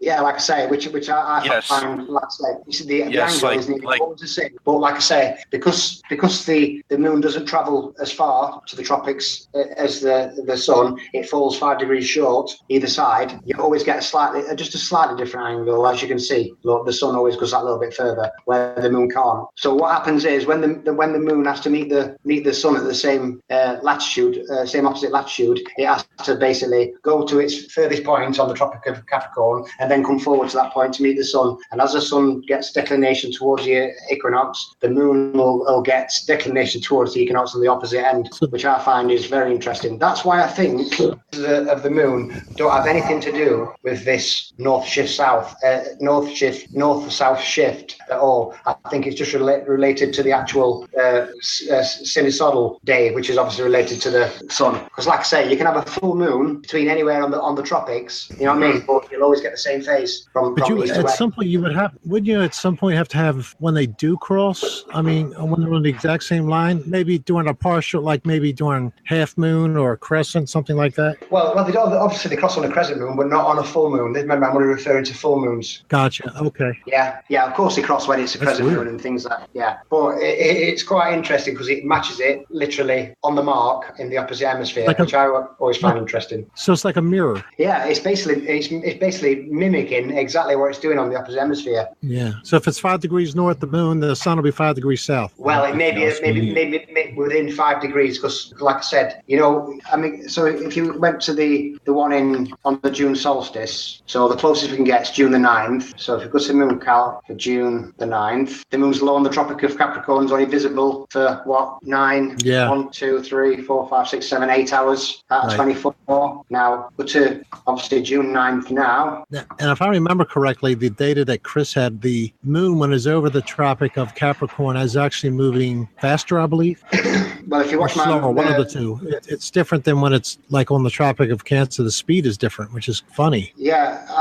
What I'll do, I'll just get a window open now because I actually collated data from 2016 right through 7 months of data through. Because what I was doing, I was comparing it to the lunar reconnaissance orbiter visualization of it shows you when the moon's at its closest at perigee and at its furthest, and I was comparing it, showing that in reality by taking the culmination of the moon, basically timing it at zenith over 2 nights, and measuring that time scale. You know what I mean? It changes throughout, and this is not specific to one location. I've shown this on a hangout quite a couple of times where I went to Ushuaia in Argentina and I repeated the same observation, and it showed you that it's not specific to one area. So when it's speeding up, when it leaves the Tropic of Cancer towards the equator, it's not just doing it from the UK, it's doing it from Ushuaia, which is on the exact opposite latitude south. Wow, what explains that? What I'll do now, I'll just open my folder and I'll show you what I mean. You'll get a better idea there because I've actually collated all the data. Although it's only from the UK, this data, you'll get an idea. It should be pretty much universal, I would think. Yeah, it is. Like I say, I've been to multiple locations and I've done this, and you get it's within 2 or 3 minutes at a time. But I'm going to just open this window now and I'll show you what I mean. So I'm trying to keep in mind as well that we were looking at the long-term position of the moon, which is slowly now starting to move northward, which is probably going to send us maybe even as early as this winter into a Maunder minimum type of ice age type of thing that's coming. Whether it comes this year or not, it's coming very soon. And that's consistent with when the moon starts to shift its position more northward. Right. On the Can you see my screen? No, not right now. Now, yes. Right. So what I did basically at the time, the only visualization I had for the LRO was 2016. So what I started doing is collating the culmination of the moon or the meridian passing over certain positions when it was on the Tropic of Cancer, on the equator of the Capricorn, and looking at the timescales in between to actually measure up to what's happening according to the heliocentric model. Yeah. And what I found is we all know that the moon is supposed to have an elliptical orbit around Earth, and as it goes towards perigee, it speeds up by 6%, and then as it passes that point, it slows down to apogee. But what I found is the moon doesn't slow down or speed up there whatsoever. In reality, by taking that culmination of the moon, and I'm sure you've seen, if you've been on Facebook and you've seen my observations where I take a snapshot of the moon and I compare it with time and day, the moon is literally always within a 2 degrees of where I'm pointing my app. I use the dioptra app, which has got azimuth and an altitude on it. So as you can see, the Tropic of Cancer for December, between December 26th and 27th, the moon, between the 2 days, the moon took 24 hours and 54 minutes. Later. And for what, to come back to its exact same position? exact same position the following day, 180 degrees. Yeah. Gotcha. Yeah, so it's just basically doing the meridian passing. So for them 2 days, it took 24 hours and 54 minutes. Now, when you go to that same reading on the equator between December the 31st, is it? Yeah. And 1st of January, yeah, it takes 24 hours, 43 minutes. You can see it's speeded up by quite a significant amount. But what's interesting now is this is why at the time, I know you did a video on the circling sun and moon a few weeks back. When the moon heads towards the Tropic of Capricorn, guess what? It slows down again. 8th of January, because the moon travels 13 times faster than the sun, north to south. Yeah, so you can catch it on the tropics within a week of each other.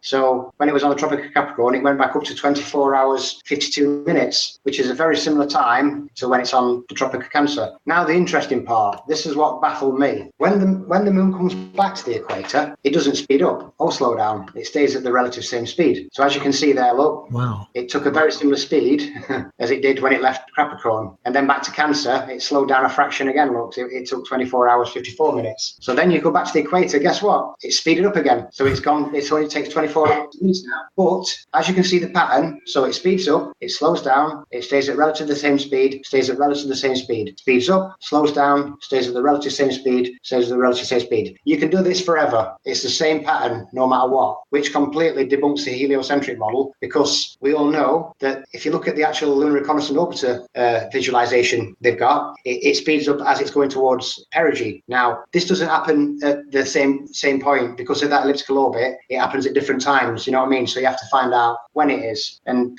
actually, I could get it up for you if you wanted and show you what I mean. Because like I say, it's not speeding up on these dates where the moon's speeding up in reality. Because you know, my moon race video where I captured the moon before I even collated it. So just to make sure what you're saying, there's no direct correlation between apogee and perigee and the speed of the moon. Not in reality. Gotcha. Okay. What a surprise. Yeah.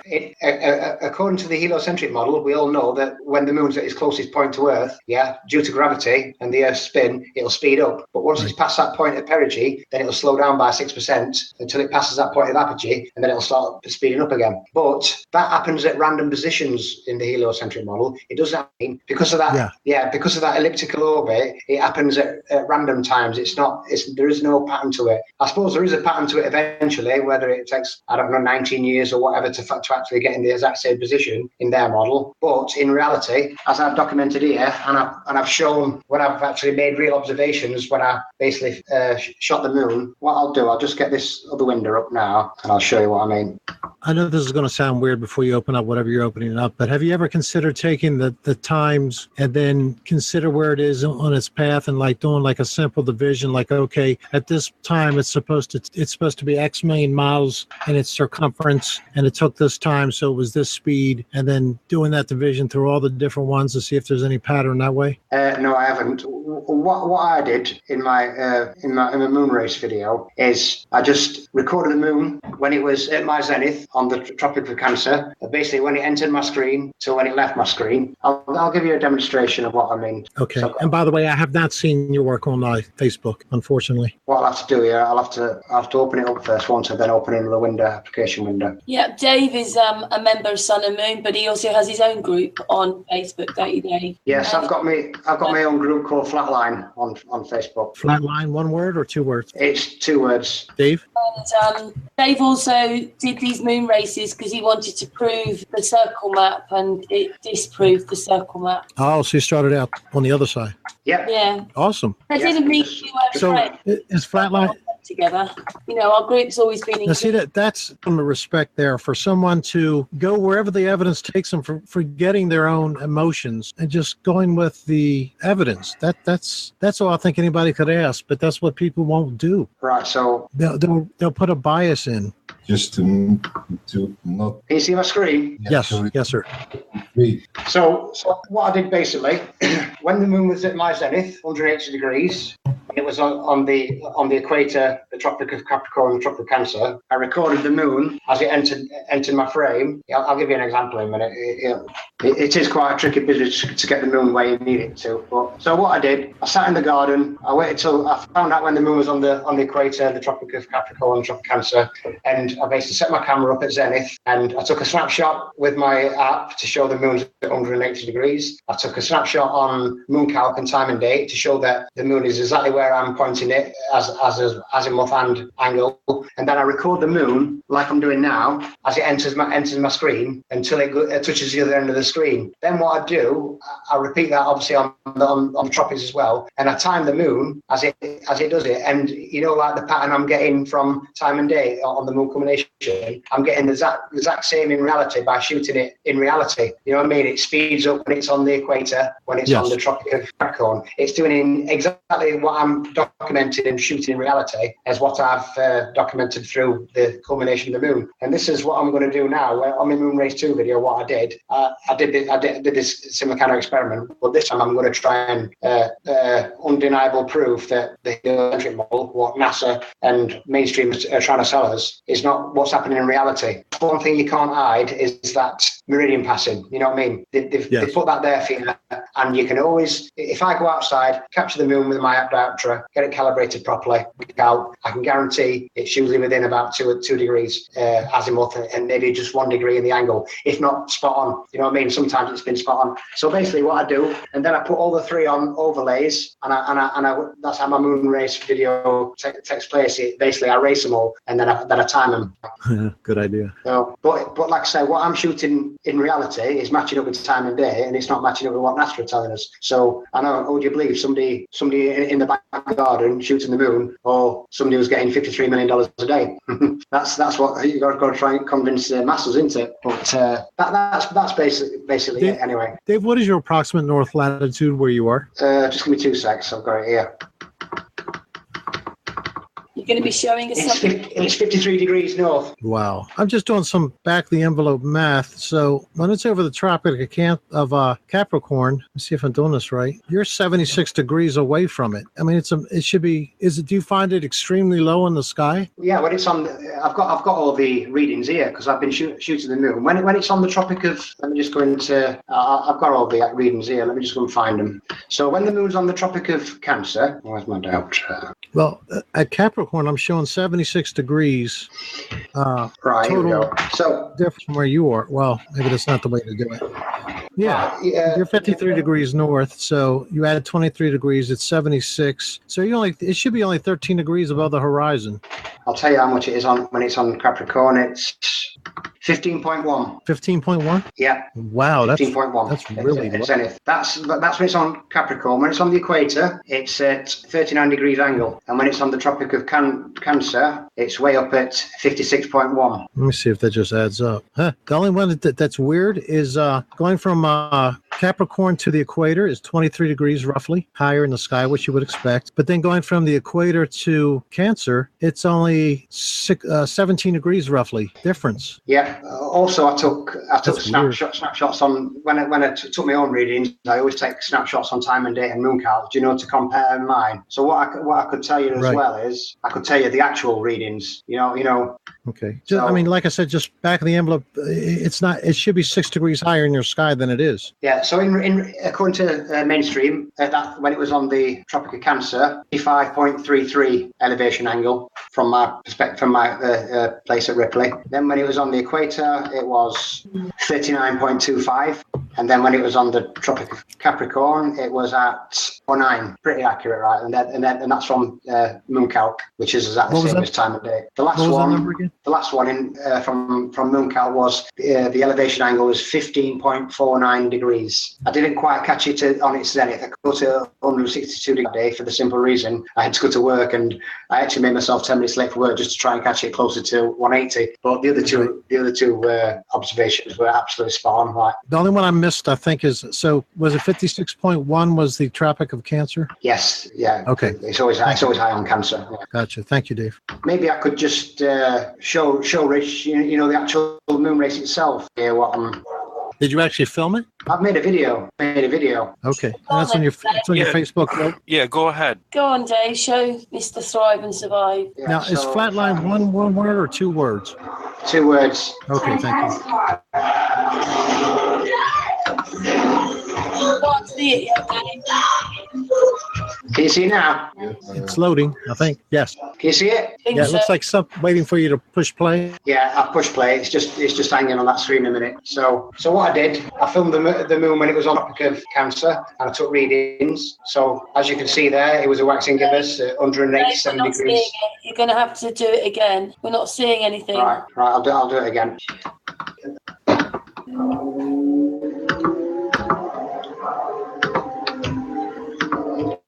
Right, so.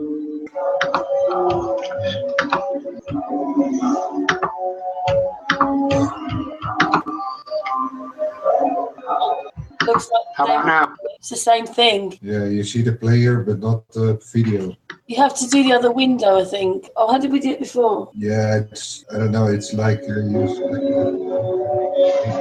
goes into a separate application or something. Can't you just get the link off YouTube and play it?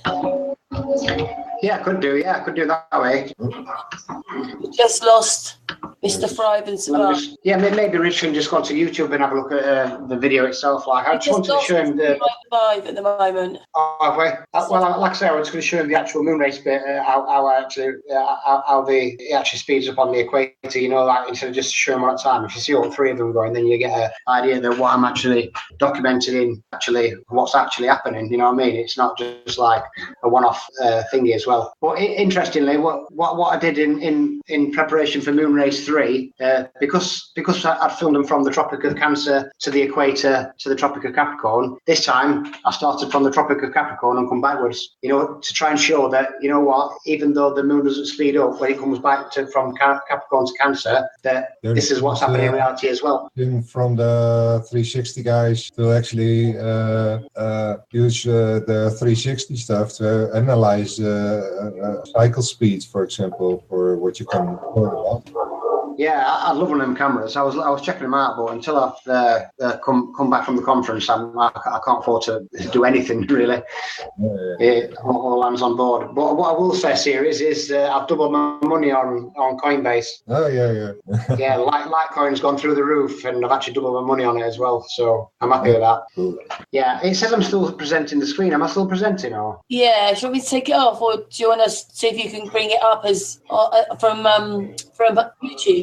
I could do, but Richard's not here, is he? Yeah. No, hopefully he's coming back. He might have just lost the connection. Yeah, he said that sometimes that happens. I don't think. Yes. So, like I say, I'm trying to get my head around Ptolemy's Almagest. I watched a little bit of Santos last night, and he was talking about Ptolemy's Tetrabilis, if I'm right. I didn't have the sound very loud, but I saw him waving it in front of the camera, so I presume he was looking at astrology and obviously relating it to the geocentric Earth or something like that. Was it? I didn't actually. I watched the actual video. I just. Oh, there he is. Right, so You're back. Yes, I locked up. Sorry about that. That's okay. These things happen, don't they, on the internet? At least it wasn't a power outage like I feared today. Dave, are you going to yeah, so video or just? yeah. The last thing I saw was I saw the insert where you needed to push play on a black screen, and that was it. Yeah, for some reason it wouldn't let me play it. Oh, okay, no problem. So I've got it up now anyway. So what I'm going to do, I'm just going to play it in a small window. Change the quality. Yeah, it's on 360 quality. That'll have to do because I don't think I'll be able to stream it. To tell you the truth. Is it on your timeline on Facebook? No, it was, but it's long gone since then. Okay. It's probably miles down the stream. So what I'll do now, I'll try and share my screen and then have an idea. You see that? Not yet. No, now we see it. Yes. Yeah. So basically, what I did, I took readings when the moon was on the tropics and the equator, and then obviously put it together in a little video. And so obviously, when it was on the equator that day on the 13th, it was a full moon. There you got your readings: 39 altitude 177. I got 182, slightly out, but within reason. Then I took a snapshot, stellarium as well, to obviously show that the moon was in the same position on the following night. Then again on the Tropic of Capricorn. What you'll notice is the moon there, you don't get a sharp picture when it's on the Tropic of Capricorn because it's far away. The actual radius of the shrinks as well.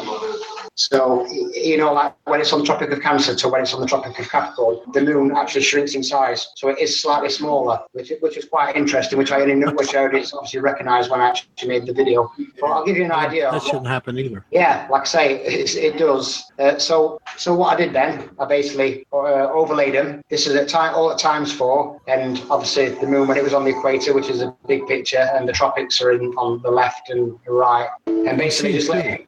Yeah, you will do because the other one's an half moon. You see, I didn't start it till I overlaid the moons to make sure the moon was in the right position. You know what I mean? Yeah. So on the first moon race video, I used the actual tips of the actual crescent moon as a starter point, but actually overlaid the moons so because I had a full moon, you see, on the equator, I could overlay them and get them in the right position either side. Because obviously when they're on the tropics, they're on either side of the full moon, so I could actually line them up with each edge of the actual moon, if you know what I mean. So I've got them in the perfect position for actually starting the moon race. It's amazing you thought to do this. Yeah, like I say, it's just, you know what I mean. How it come about is I had a big debate with Darren Nesbitt, and I says, what I'll do then, I'll record the moon when it's on the tropics and the equator to see if they are speeding up. You know what I mean? On the circle map at the time, I thought, well, surely they need to speed up as they got southern declination. But as you'll see from the times, the moon on the equator travels a lot quicker. Yeah, I was going to say it's winning easily. Yeah, it started drifting up a little bit there on Capricorn because I was in a bit of a rush, like I say, I was doing it quickly, so I had to go to work. But you still get the idea. It looks like Capricorn is the slowest. Yeah, but you have to take into consideration if you see the size difference. If I just go back a fraction, yeah, that's true. Yes, I think it does add a little bit of time to it, say true, because in reality they're roughly about the same speed. So if you look at the size of the Cancer one to the Capricorn, it's shrunk, and that's at the exact same zoom, optical times 50 zoom. They all are at the exact same position, the exact same zoom. Yeah, it's a little bit blurry. Yeah, it will be. It's only in 360 quality light. Now let's assume there's no reflection or anything. We're seeing the moon directly. Wouldn't that suggest that for it to come back faster on the equator, that we are wider at the equator than at the tropic line? Well, you would think that, but remember, when it comes back from the Tropic of Capricorn to Cancer, there's no change in relevant speed. You know what I mean? That's what's strange. It only speeds up when it's leaving the Tropic of Cancer to the equator, and then it slows down, but then it stays at that relative same speed. Yeah, and that's what, in the Moon Race 3 video, I'm going to try and show that all three of them are at the relative same speed.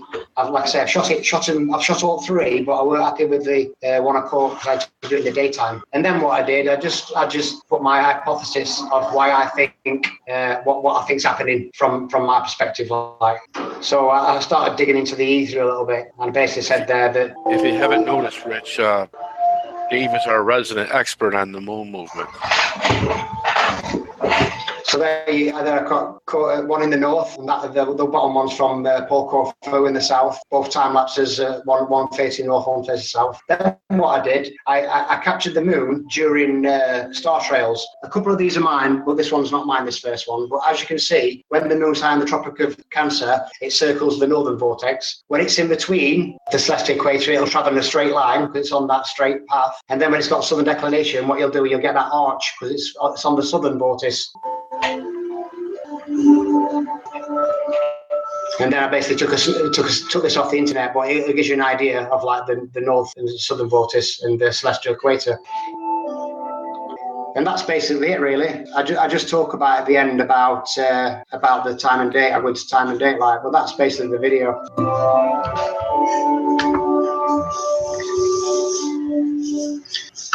Dane as well, maybe a year ago, he wasn't doing anything like this, and now he's sort of turning into like a researcher, and you've got some brilliant books.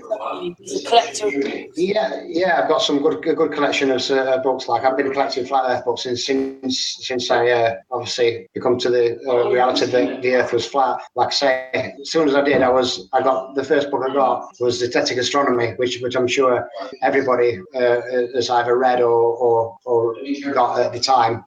Just built up from there. Like I say, I've got an interesting book coming actually, which is quite rare. I can't remember the name of the book, but it's one disproving gravity. I'll have to dig it out and have a look which one it is. But yeah, I've got a good collection of books. So that's about it for the Moon Race video. But like I say, Moon Race 3, because maybe I could just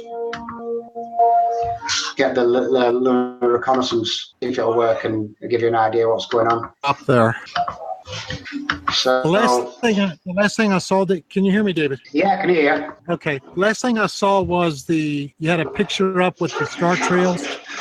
And then I lost internet. Yeah, what we're showing you there, when the moon is high on the Tropic of Cancer, what it'll do, it'll follow the northern vortex and it'll follow the very similar star patterns. But when you catch the moon on the equator, it'll basically follow that straight line at the celestial equator. And then when it's on the Tropic of Capricorn, you'll get that arch as if it's rotating away from you on the southern vortex. So it follows like the star trails. Yeah, do you want me to get back up and show you what I do?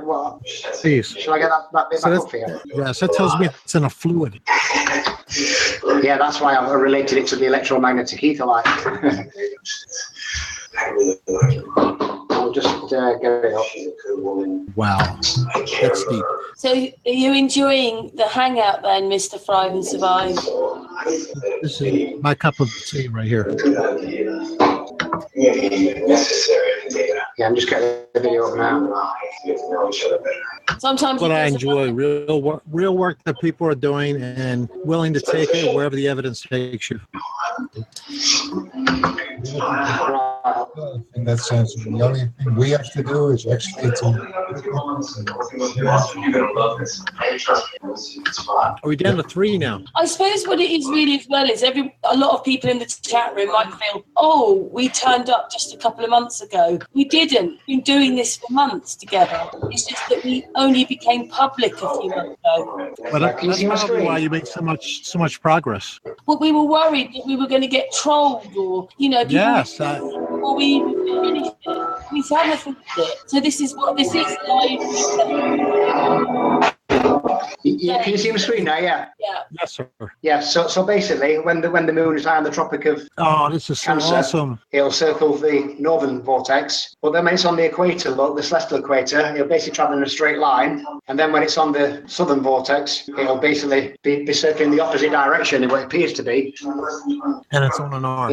Yeah. And like I say, then they just did a snapshot of where the actual moon would be throughout the year.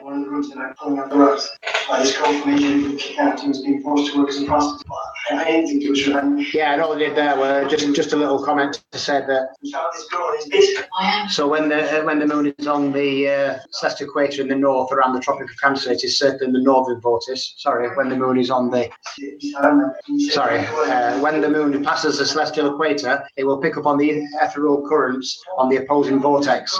So basically, some magnetic force is forcing it, and as it's circling anti-clockwise in the north, as it's been forced into its southern declination, as it crosses that celestial equator, it's picked up on the opposing vortex and it's been rotated the other way, if that makes sense. It tells me that if it's, let's say, a thick fluid, wherever it is in the fluid, it's just going to follow like the stars do. Yeah, exactly. That's what it does. You can shoot it every night of the week. Like I say, it'll follow when it's really, really high on the Tropic of Cancer. It'll follow the stars pattern. You know what I mean? The closer it can get to that center, the tighter that circle gets, and it's same. Then when it gets southern declination to the equator, it'll basically travel in a straight line. You can record it every night on the equator, and it'll be traveling in a straight line. And then when it's on Capricorn, you'll notice it's as if it's circling away from you clockwise. You know what I mean? As of like the in these videos. Is it Facebook or YouTube or you? This is on my YouTube channel, yeah. What is your YouTube channel? Just David Marsh.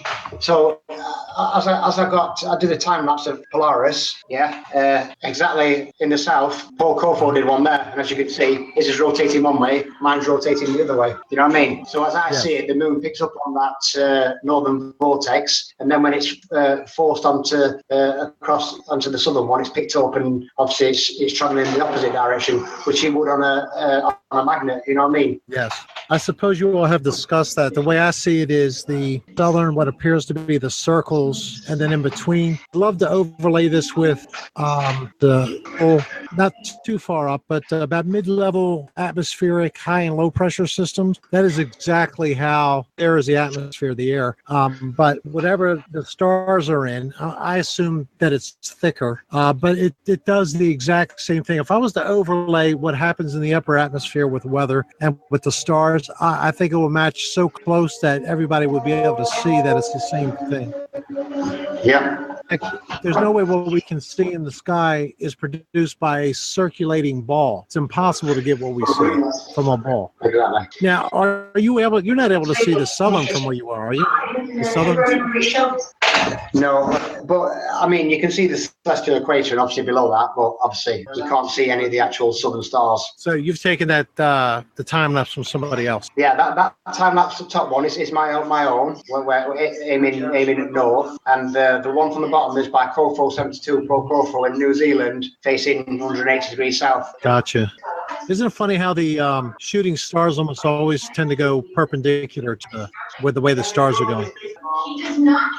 Yeah, so like I say, you can see my angle. Obviously, it's a little steeper, obviously, because I'm aiming up at 60 degrees to shoot the North Pole. Aiming a bit closer to the horizon, because it's only about 35 degrees latitude south in New Zealand.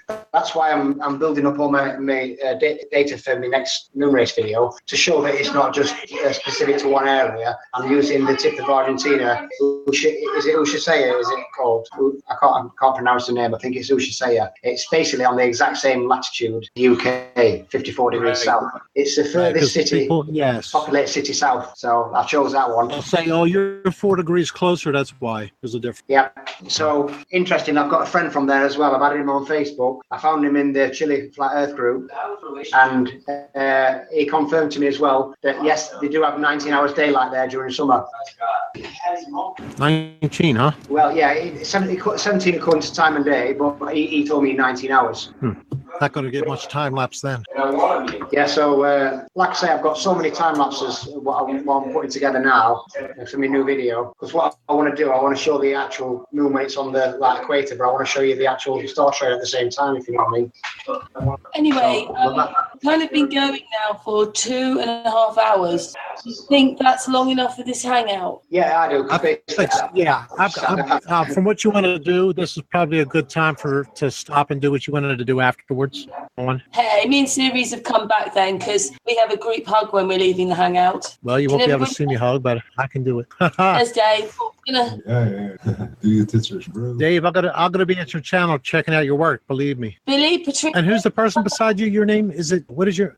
You, Karen? Oh, that's Billy Sunday. Yeah, Rich. Billy, I that's posted right. Dave's channel in the side message bar there for you. Thank you so much, Billy. Yep, Billy, no coming problem. back. Oh, I'm sorry. Hang on. I apologize. Obviously, this is for the hangout to leave, Rich. Okay, we're carrying on a little bit afterwards. But anyway, for the live hangout, that was a great hangout, very deep, lots of research. Thank you very much, Mr. Thrive and Survive, for coming. Dave, Billy, Chris, Patricia, the chat room, and now we have our Flat Earth group hug. Hey. Yay.